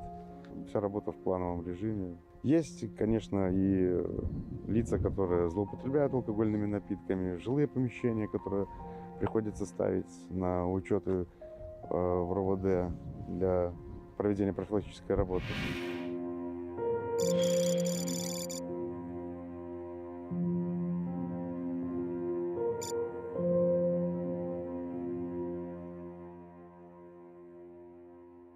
Сейчас посетим с вами семью. 2 живут, 1 муж с женой. У мужа установлен превентивный надзор. С 9 вечера до 6 утра должен находиться по месту жительства дома. Также они являются оба обязанными лицами, лишены родительских прав. А за что? За то, что за злоупотребление алкоголем, за совершение преступлений. Сначала дети признаются в социально опасном положении, потом уходят под государственную защиту, и потом лишаются родительских прав, если они не стали на путь исправления. В этой семье с каждым новорожденным увеличивалась тяга родителей к алкоголю. Пока взрослые расслаблялись в компании таких же любителей крепкого спиртного, дети были предоставлены сами себе. Только по счастливой случайности не произошло трагедии.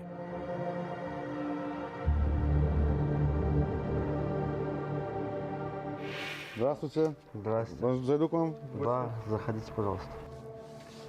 Как дела у вас? Все хорошо. Все хорошо. Как на работе? На работе тоже отлично. Там же в Шипуличах на ферме работаете? Там же. С оператором машин доедем. А детям какую комнату готовите, не готовите? 2 комнаты готовы. Мы собирались 5 детей забрать. Тут подали апелляцию. Ждем результаты. Поедем в Минск в апелляционный суд. Как с переездом поменялась ваша жизнь? С переездом поменялось многое, мы стремились, свой, чтобы дом был, чтобы не в общежитии жить, а чтобы, свой дом был. Планирую я много лет проработать, чтобы потом с выкупом этого, чтобы можно было выкупить этот дом. Планирую в дальнейшем работать, колхоз нравится, отношения все хорошие в колхозе. Изъяли же у вас детей за злоупотребление алкоголем? За употребление алкоголем и за семейный конфликт, выпьем немного, хотя я не пил с 19-го года, так получалось, что супруга у меня, любила с соседкой выпивать. И получилось так, что ее постоянно выпьем, и она побуянит, и все, и вызывает еще на меня плюс милицию за того, что я ругаю, что она пьет.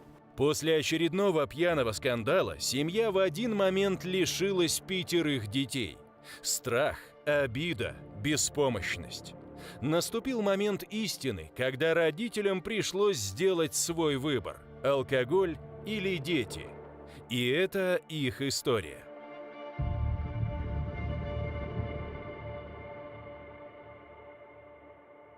Так, у вас 5 детей, 1 ребенок у вас совместный, да? Как сейчас вам живется без деток? Трудно живется, тяжело. Сильно скучаем. Не хватает детского смеха, не хватает. Вообще деток не хватает.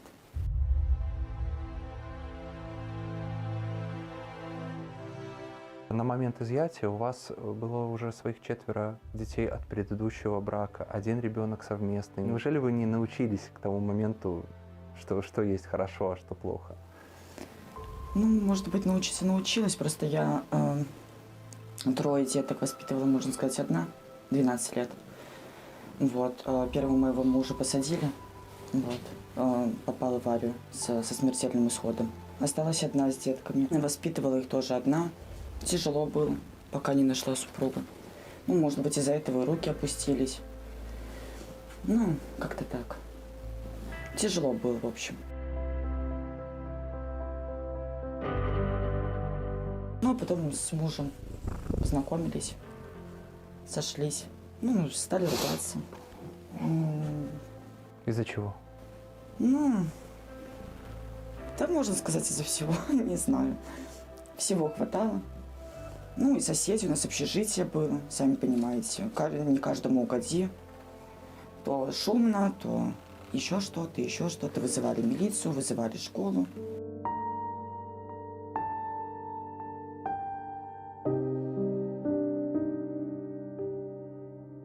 Вам завидовали? Я даже, честно говоря, не знаю. Просто у меня вот соседка, ну, друзья мои, они привыкли, что я жила одна, а тут у меня появился как бы муж, супруг, не совсем тоже им там должное внимание уделяла и так далее. Не хотели, были против, чтобы я жила с мужем. Ну и начали, как говорится, ставить палки в колеса. А каким образом?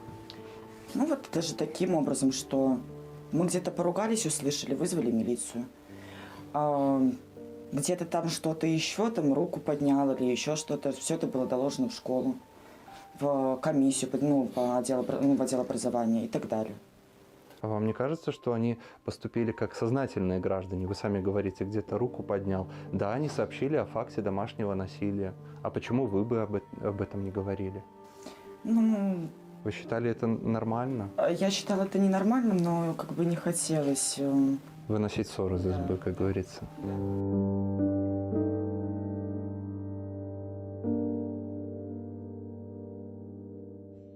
Как вам кажется, по прошествии времени, вот этот факт изъятия детей, да, из вашей семьи был правильным решением? Он пошел на пользу вашим отношениям, вашим взглядам?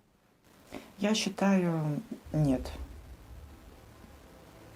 Ну, честно говоря, просто у меня вот, ну, вот когда забрали деток, у меня, можно так сказать, вообще очень на меня повлияло не совсем хорошо. То есть вплоть до нервного срыва и так далее. Лично для вас, а для детей? Для детей тоже очень большой стресс. Вы часто плачете, вспоминая детей? Да. Честно говоря, да. Я вообще очень часто.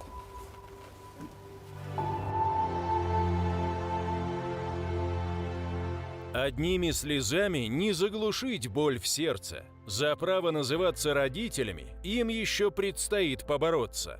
Доказать, что прошлое они навсегда оставили в прошлом, им пока непросто.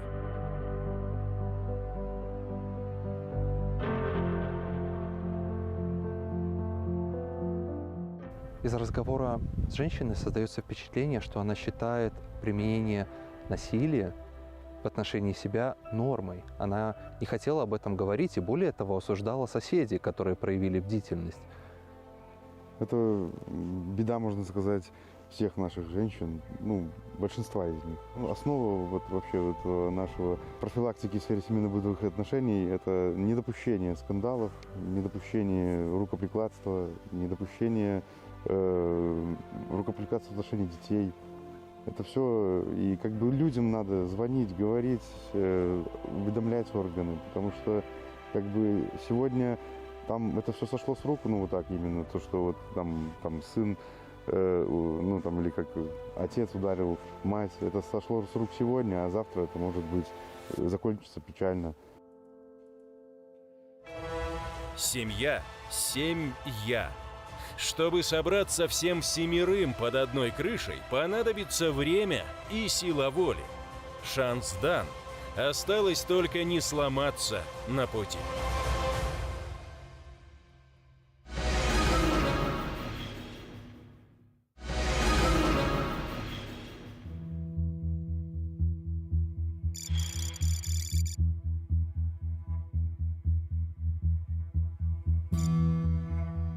Дети – это зеркальное отражение своих родителей. Они копируют манеру поведения взрослых. В этой семье в критической ситуации дети повели себя так, как было заведено в семье. Сейчас мы с вами посетим адрес. Здесь проживает сейчас одна женщина с отцом. Дети изначально были в социально опасном положении признаны, и буквально недавно была применена государственная защита к данным детям. Случай был, ребенок схватился за нож и напал на свою сестру.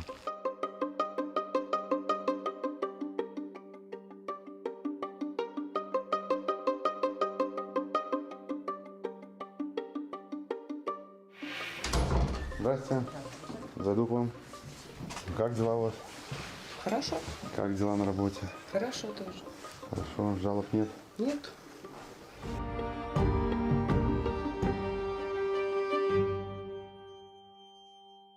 Ну, расскажите, каково вам там? Слышал, вы находились на лечении? Да, на лечении, прошла курс лечения. Ну, как, помогло, считаете вам? Конечно, это лечение? Помогло, да? Ну и плюс сделала кодировку. Самое первое, что нужно было для этого кодирования. Ну, как бы, чувствую себя хорошо. Все нормально, не тянет? Не тянет, абсолютно, да. Держитесь, да, нормально. Стремитесь забрать детей обратно к себе, да? Какие вы выводы сделали для себя за время, когда у вас забрали детей? Ну, в этой ситуации сделала вывод, что виновата я в этой ситуации больше всего. Ну, и сделала вывод, что в алкоголем горе не излечишь, а потерять детей моментально, в один момент. То есть, в принципе, из-за этого вы и решили пройти курс лечения? Да, да, потому что сама как бы уже не справлялась сама. Большая семья женщины жила под одной крышей, но в какой-то момент друг для друга все перестали существовать. Семья распалась. Это ее история.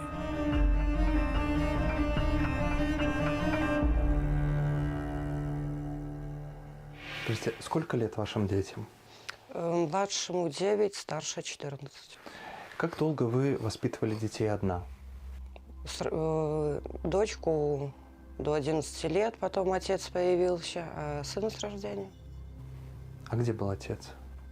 Мы с ним были в разводе, я с ним не общалась, поэтому я не знаю, где, что и как он был. И судьбой ребенка он не интересовался? Нет, потом уже, когда объявился, родственники начали звонить тоже, просить, чтобы отец пообщался. Ну, дочке понравилось, общалась, попросилась к папе. Ну, в тот момент меня оставили в СОП, поэтому старшую дочку проще было отдать отцу, чтобы жила 1,5 года у отца. А из-за чего вас поставили в СОП? Из-за пьянок. Вы собирались с компанией дома или уходили? Уходила на улицу. А с кем в это время был ребенок? С дедушкой находилась.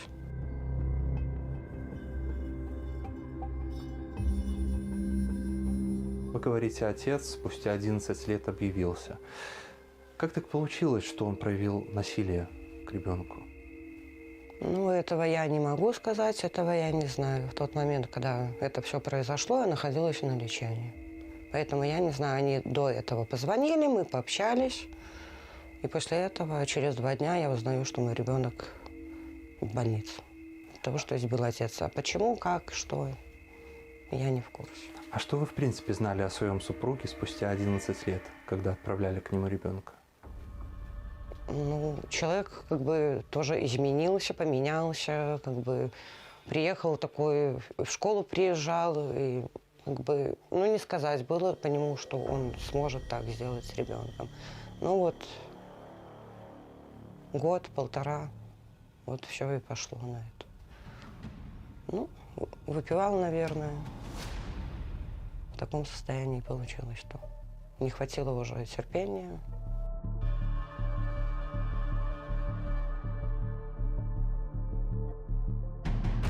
А из-за чего ваш сын схватился за нож? Что же произошло?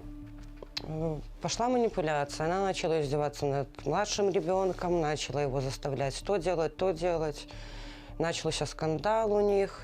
Я пришла, разняла их. Ребенок про младший наказан был, потому что как бы он ее начал бить. Ребенок не выдержал, она начала со мной ругаться, начала снимать на видео, опять же. Я не выдержала, вышла буквально вот вниз на улицу. В этот момент ребенок заскочил в комнату, увидел, что я выхожу, схватил, говорится, нож, полетел, начал ее пугать. Она сняла это видео, отправила тете. Тетя позвонила в охрану по защите детей. Ну и пошли разборки. Ну вот 4 была комиссия, 4 января. И просто меня предупредили, что дети едут под государственную защиту.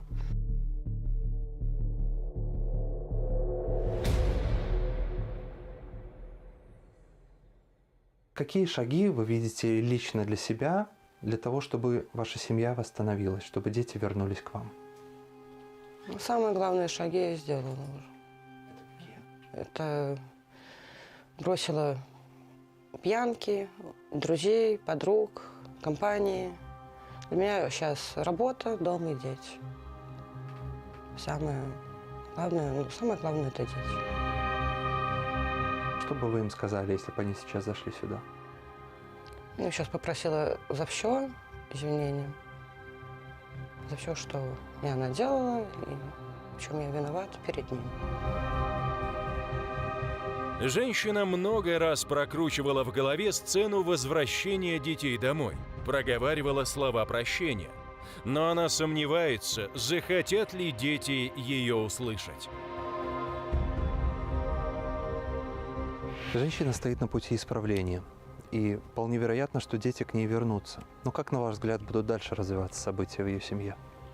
На мой взгляд, все зависит от самой женщины, что, насколько она восприняла серьезно вот этот полученный опыт, урок жизненный. И просто может быть повторный случай, если она все-таки сорвется, либо еще что-то пойдет не так в ее жизни. Ведь тем более дети уже там с конкретным, наверное, получили такой стресс, побывав в школе-интернат. Слишком много успело произойти за то время, пока мать страдала в обнимку с бутылкой спиртного. Поэтому после возвращения детей домой их будут контролировать и со стороны милиции, и со стороны отдела образования. Всем предстоит выдержать экзамен на подтверждение права называться семьей.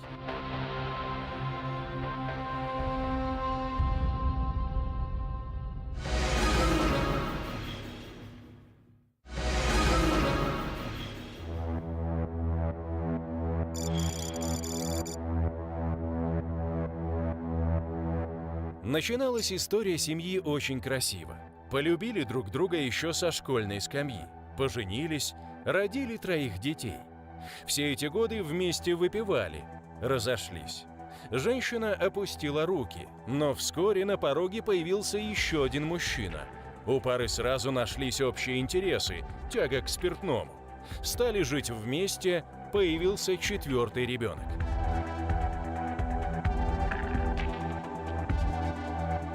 Сожитель, ранее судимый, привлекался до этого к уголовной ответственности и в ходе уже совместного проживания с этой женщиной на территории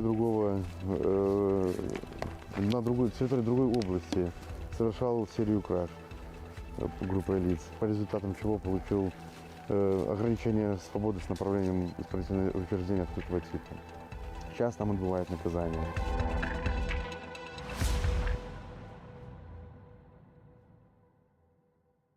Ну что, зайдем с вами, пообследуем жилое помещение, посмотрим, как у вас тут. Ну, вот. Дети со школы уже. Здравствуйте. Здравствуйте. Дети со школы уже вернулись. А там кто еще? Сестра приехала в гости. Хорошо. Как? Успехи? Ну, стараемся. Стараетесь. Как дети в школе?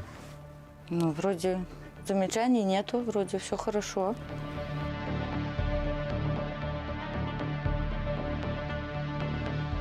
У вас как? Кодировка повлияла? Ну да. Повлияла, да. Все хорошо. Не тянет уже? Нет. Как дела? Уже мать не пьет. Все хорошо у нее. Дома у вас есть что покушать всегда. Все, есть как спать, вовремя ложишься. В 9, да, молодец. Дети в этой семье долгое время жили в постоянном страхе. Они не знали, какое настроение будет у отчима, и угадывали, устроит ли скандал нетрезвая мама. Женщина просила детей никому не рассказывать о том, что происходит дома, но скрывать ситуацию стало невозможно. И это ее история.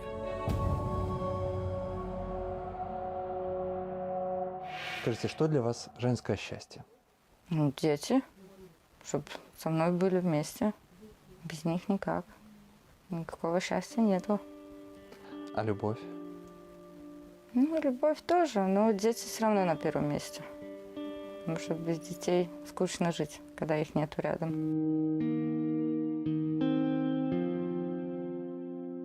Что привело к разводу? Даже не знаю, с чего начать. Ну, наверное, что вот это, руку поднимал. Было и такое. И... При детях? Да, и при детях было. А на детей замахивался? Ну, мог замахнуться, да. Это было в состоянии алкогольного опьянения? Ну да, на трезвую голову он же тихий, спокойный, пушистый. И как вы поначалу реагировали на рукоприкладство? Ну, чтобы не трогала, я муж вроде бы потом отходила. Потом, когда уже проспится, говорил, я этого не делал, я это не помню, даже и про меня то же самое. А вы обращались за помощью в милицию? Ну, нет. А почему?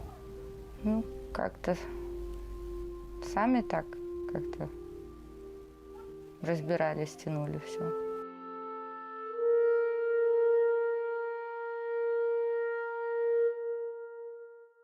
Его агрессия была направлена в отношении детей? Нет, больше в мою сторону. А из-за чего? У него были... Он к детям мог только, если вот приходил пьяный, покажите дневник, покажите уроки, делали, не делали. Так он к урокам вообще не касается. А вот как выпьет, то у него сразу начинается. Это мог и подзатыльник дать, или за ухо закрутить. Это вот его самое любимое было. В детстве, когда у деток формируется психика, особенно важен микроклимат в семье. Вы согласитесь? И когда дети растут вот в условиях постоянных скандалов, ругани, это все может отразиться на их поведении, на психике, на том, какими они будут во взрослой жизни. Тем более вы, одна женщина, воспитываете 4 парней. Когда-то каждый из них станет отцом, мужем. Какие качества, вам кажется, они принесут в свои собственные семьи? Ну, сейчас, я думаю, хорошие. Что все плохое забудется. У вас была попытка построить новые отношения? Да. Она ничем не увенчалась? Ну, как бы он помогал вот с детьми, я не скажу. Он делал и уроки с ними. Он не давал им заниматься. Вот как пришли по телефону, допустим, переписать с решебника. Он сидел сам, вот, брал книжку, разжевывал прям вот это. А где сейчас этот мужчина? Ну, он, как оказалось, немножко стал не на ту дорожку. На данный момент находится как-то... В местах лишения свободы? Да. А за что?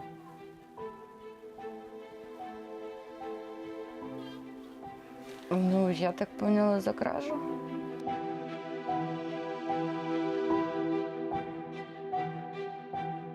Какими бы вы хотели видеть своих мальчиков во взрослой жизни?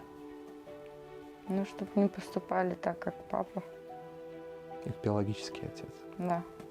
А как именно? Ну, чтобы здоровый образ жизни вели. Чтоб не поднимали руку никогда. Чтоб стремились к хорошей жизни. А вы представляли, что будет, если у вас изымут детей? Как вы тогда будете жить? Я не представляла это, потому что я не могу это себе представить. Мне тяжело без них.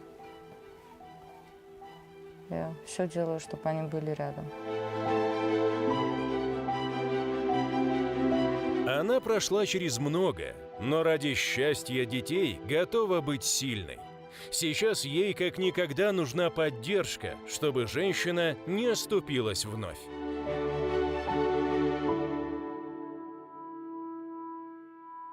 Вы находите в словах женщины раскаяние? Раскаяния как такового, здесь я сильного не услышал.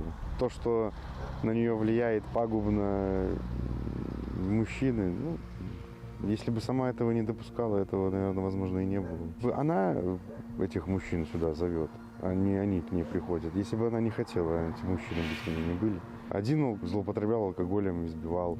Второй тоже избивал, как бы она там не говорила про это. Плюс еще ко всему и совершал преступления, потом, как оказалось. И прятался, убегал постоянно. И она способствовала этому, прятала его. Это все как бы не раскаяние, я считаю.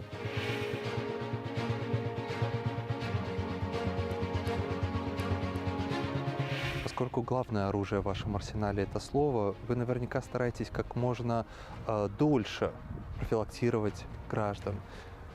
Постараться не прибегать к крайним мерам, но все же иногда это необходимо, да? Это основа профилактики беседы. Но также в профилактику входит и наказание, принятие каких-то мер, как метод кнута и пряника. Грубо говоря, сначала пряники, потом кнут. Стараемся же до кнута не доводить, но чем больше пряников, тем больше есть шанс на то, что все-таки у кого-то что-то наладится, чем-то мы поможем. Участковый инспектор – знаток человеческих судеб. Он познакомил нас со своими подопечными, которые оступились. Определенно, каждый из них заслуживает шанс на спасение. Мы показали обратную сторону жизни, как есть. Выводы делайте сами.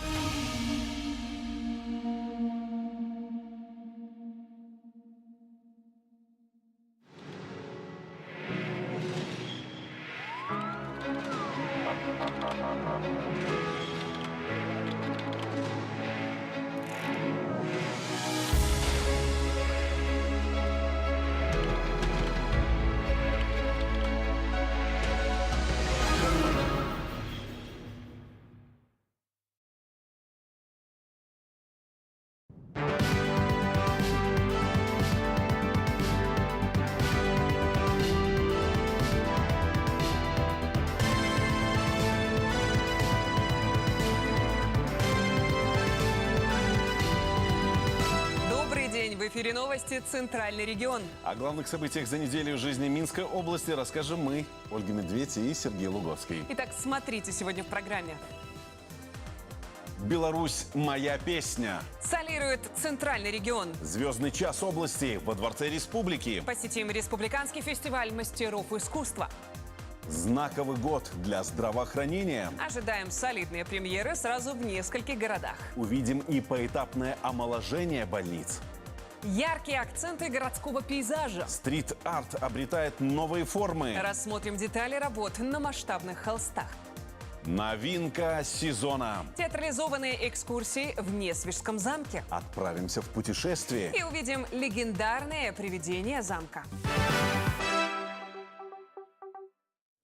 Республиканский фестиваль «Беларусь. Моя песня» солирует «Центральный регион». К самобытному марафону мастеров искусства на главной культурной площадке страны присоединилась Минская область. Звездный час во Дворце Республики объединил 1000 человек. Это сольные исполнители и творческие коллективы со всех уголков региона.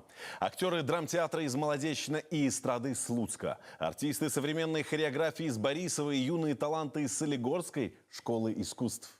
Через переплетение песен, поэзии, танца, аутентики ремесел удалось передать уникальность и красоту, славную историю и культурное наследие Центрального региона. Отдельное внимание – сокровищница народных умельцев и ремесленников. Яркие акценты гала-концерта в материале Александры Гойтан. Минск, Октябрьская площадь и культовый знак нулевого километра. Это символический исток всех дорог Беларуси. Сюда же ведут и творческие пути. Дворец Республики – место встречи, душевных вечеров и культурного путешествия. Гордость и достояние нации.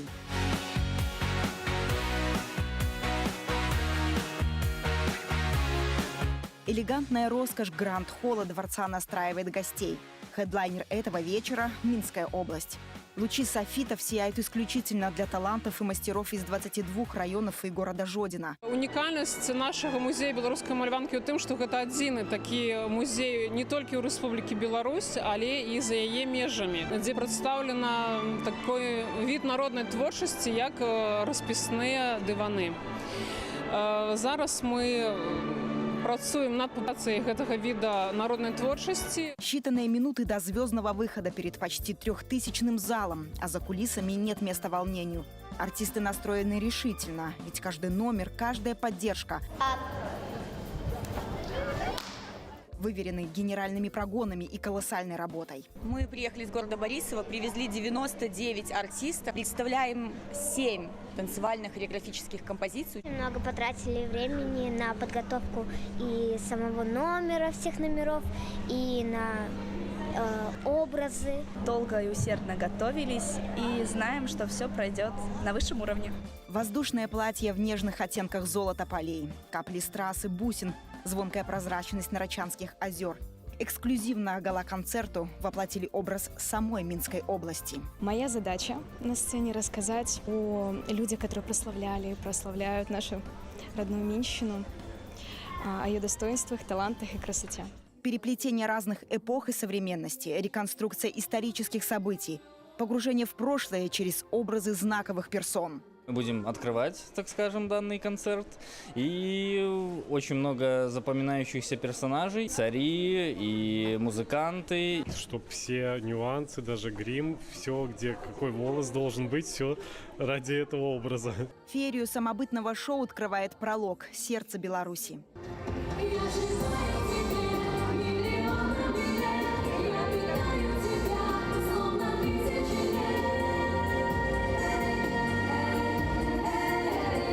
Через попурри из народных песен, поэзии, танца, с аудиовизуальными спецэффектами и художественными инсталляциями. Все, чтобы передать с большой сцены уникальность и красоту центрального региона.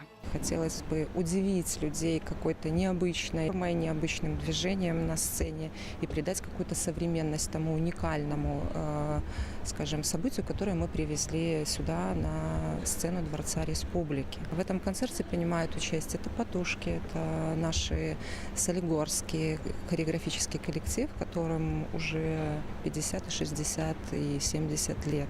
И, конечно же, наши малыши, атмосфера из Борисова, Егоза из Любанщины. Звездный час Минской области во Дворце Республики объединил без малого 2000 участников. Как на сцене главной культурной площадки страны, так и в холле атмосфера особая, пропитанная колоритом центрального региона. Народная, аутентичная, а значит, самое любимое и дорогое сердцу. Это наша сокровищница декоративно-прикладных самоцветов. Соломенные скульптуры из Клецка и Солигорска, руховские ковры, коллекция деревянных ложек и часов, дегустация хлеба по особому рецепту со статусом историко-культурной ценности, а еще мастер-класс по качеству от народного мастера Беларуси. Это станок у нас специально для командировок, он немножко в облегченном виде, и поэтому, да, все разбирается, все слаживается, заворачивается, и таким способом мы перевозим его.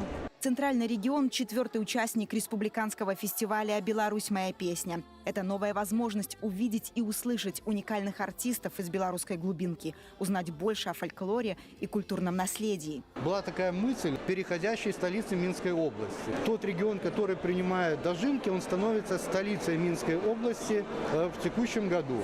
Поэтому в этом году у нас Воложин, и опять же, вы знаете, история, архитектура этого города, он по праву может называться столицей Минской области 2024. Талантливая и дружелюбная. Минская область – единственная, что соседствует сразу со всеми остальными областями страны, сохраняя свою самобытность и приумножая культурное богатство. Александра Агойтан, Николай Лашкевич. Новости «Центральный регион». Этот год станет знаковым для здравоохранения. Ожидаем большие премьеры. Это детская поликлиника в Смолевичах, новый корпус областного роддома. В Борисове проектируют станцию переливания крови, а в Заславле новую большую поликлинику для взрослых и детей. Благодаря поэтапной модернизации омолаживаются и действующие больницы. Увидим, как это работает в Узденской ЦРБ, а заодно заглянем и в учреждение здравоохранения Минского района. Репортаж Алексея Кондратенко.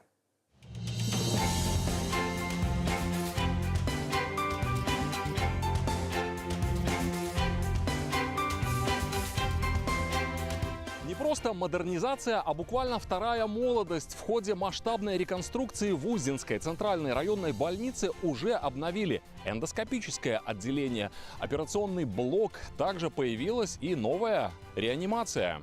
Вот уже 6 лет врачом-анестезиологом-реаниматологом здесь Татьяна Груст. Теперь у ее подразделения обновленное рабочее место. Это классическая шестикоечная реанимация с современным оборудованием. Свободнее, светлее, то есть немножко у нас увеличились площади за счет реконструкции. Когда были снесены некоторые перегородки у нас, стали более просматриваемые непосредственно палата, где находятся пациенты. По оборудованию мы оснащены были неплохо.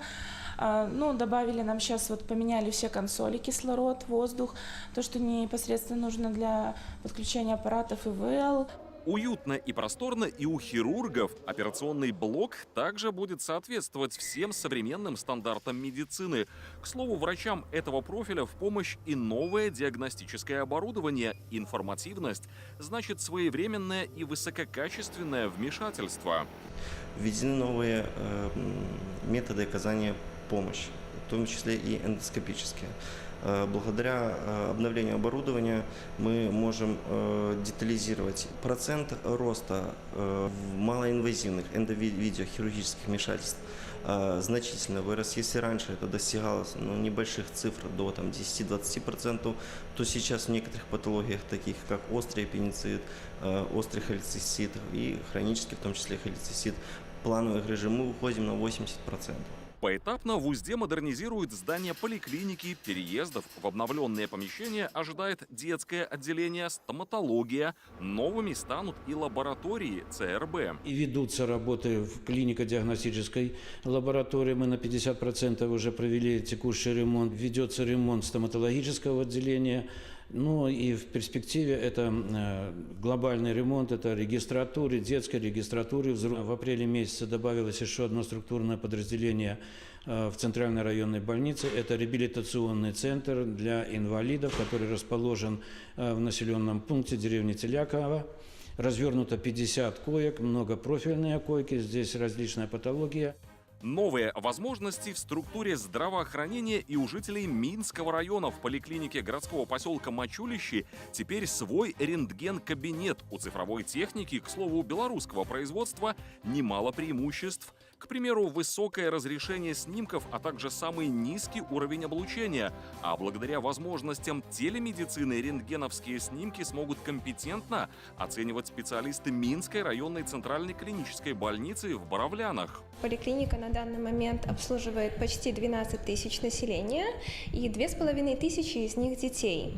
Мы имеем этот рентген-аппарат, и это позволит сократить время диагностики пациентов и улучшить качество лечения. Данный аппарат рентгеновский является цифровым. Это позволяет нам получать снимки высокого разрешения и является более безопасным для персонала и для пациентов. Мы даем свою экспертную оценку, описываем снимки и можем давать свои какие-то заключения, плюс можем консилиумы создавать, если у нас какие-то сложные случаи возникают. Сегодня к Минскому, самому населенному району страны, повышенное внимание. Обеспечить медицинскими услугами более 270 тысяч человек задача не из простых. За последние годы и Прилукская амбулатория, и Хотежинская амбулатория в нашем районе построена, поликлиника в Боровлянах на 800 посещений в смену, поликлиника в Озерце Сейчас строится поликлиника в Заславле, и поэтому наша задача достойные кадры подготовить. К слову, география новых рабочих мест обширная. В столичном районе строят амбулаторию в агрогородке Юзуфово,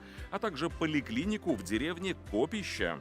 Алексей Кондратенко и Алексей Юнош. Новости. Центральный регион. Стрит-арт. Культура уличных художников обретает новые формы. Муралы на фасадах жилых домов и целых микрорайонов. Яркий акцент в развитии инфраструктуры. Фаниполь, Дзержинск, Несвеж. Кварталы в этих городах также преображаются. Каждый пейзаж, портрет и абстракция со своей историей и в белорусском стиле. О деталях работы на масштабных холстах узнал Илья Цветков.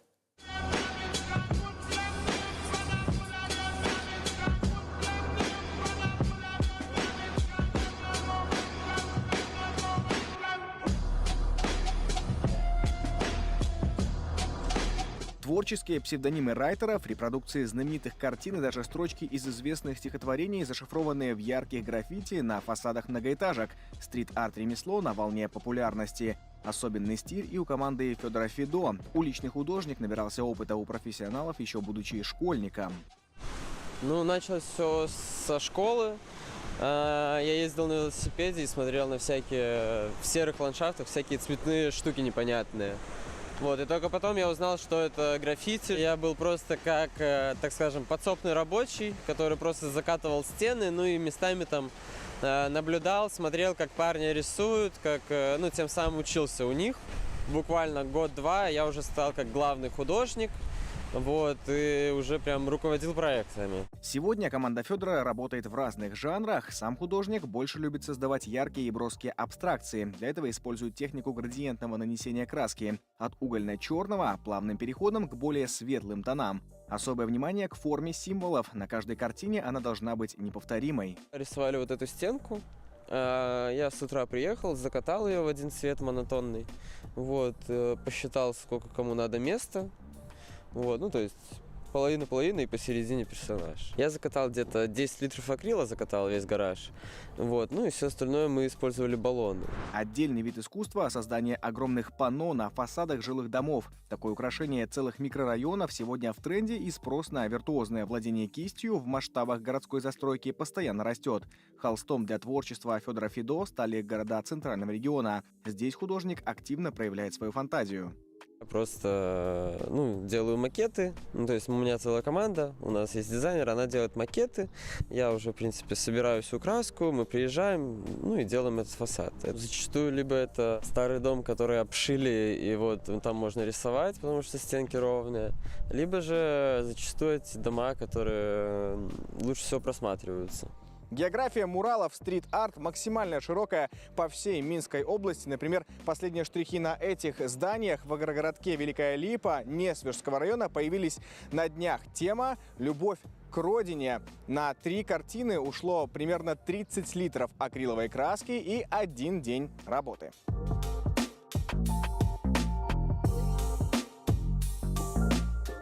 Новый микрорайон в Фаниполе благодаря работе Фидо стал визитной карточкой города. Застройка хорошо просматривается с трассы, на фасадах снова природные мотивы. Только не пейзажи, а детально прорисованные животные, птицы и растения центрального региона, которые сегодня находятся на грани исчезновения. Продолжение темы краснокнижных видов на многоэтажек и в соседнем Дзержинске. Здесь можно встретить европейскую рысь, бурого медведя и барсука в увеличенном масштабе. Проводилось голосование, на какую бы тематику жители хотели бы видеть муралы на территории города Дзержинска и Фаниполь. Было принято решение путем голосования и обсуждений долгих, что выбрать тематику именно животных, растений, которые внесены в Красную книгу Республики Беларусь. Не серый, не белый дом, а какая-то частица природы. Ты заходишь, и ты будешь знать, допустим, с этим бурым медведем. Даже просто банально, если кто-то не знает Дзержинск, куда приехать, а там на стене бурый медведь. Это въездная группа, и когда въезжаешь в город Дзержинск, оно ж видно сразу вот этот медведь. И тем более могущественное животное, которое именно белорусское наше. Эксперимент с созданием смелых урбанистических образов продолжается. Новые арт-кварталы в этом году появились также в Слуцке и в Солигорске. Настенная роспись сохраняет цвет и фактуру минимум 5 лет. Именно такую гарантию на свою работу дают мастера стрит-арта. Некоторые картины не потеряли свою контрастность и спустя 12 лет. Илья Цветков, Андрей Городобоев и Максим Львов. Новости «Центральный регион». Самая мистическая и загадочная новинка сезона – театрализованные экскурсии в Несвежском замке. Здесь в реальности можно встретить образы из прошлого. Герои исторических событий, которые происходили в замке на протяжении 5 столетий, оживают по выходным. В эпоху Барбары Радивиллы и Бона Сфорца погрузилась Лариса Гуликевич. Повеса, обольститель женских душ, Сигизмунд был пленен умом и статью Барбары. Он все был готов бросить к ее ногам, венчался с нею тайно, короновал. Но все напрасно. Герои событий, происходивших здесь около 5 столетий назад, от первого лица рассказывают историю Радивиллов. Сюжет трагической любви Барбары и Сигизмунда – самая интригующая легенда, которая ожила в литературных и музыкальных произведениях. А в Золотом зале Величественного дворца посетителям ее рассказывает Елизавета из рода Шедловецких, супруга Николая Радивилла Черного, двоюродного брата Барбары. Для того, чтобы, наверное, окунуться полноценно вот в ту эпоху, в тот период, и придуманы вот такие театрализованные мероприятия, которые позволяют рядовому туристу ощутить себя немножко частичкой истории и как будто несколько веков назад побывать в той атмосфере, в той среде, когда жили здесь знаменитые Радивиллы. В Петербурге у нас дворцы, а здесь замки. Это совсем другая архитектура, и снаружи, и внутри тоже очень впечатляет, потому что это ближе к европейской красоте, европейской архитектуре.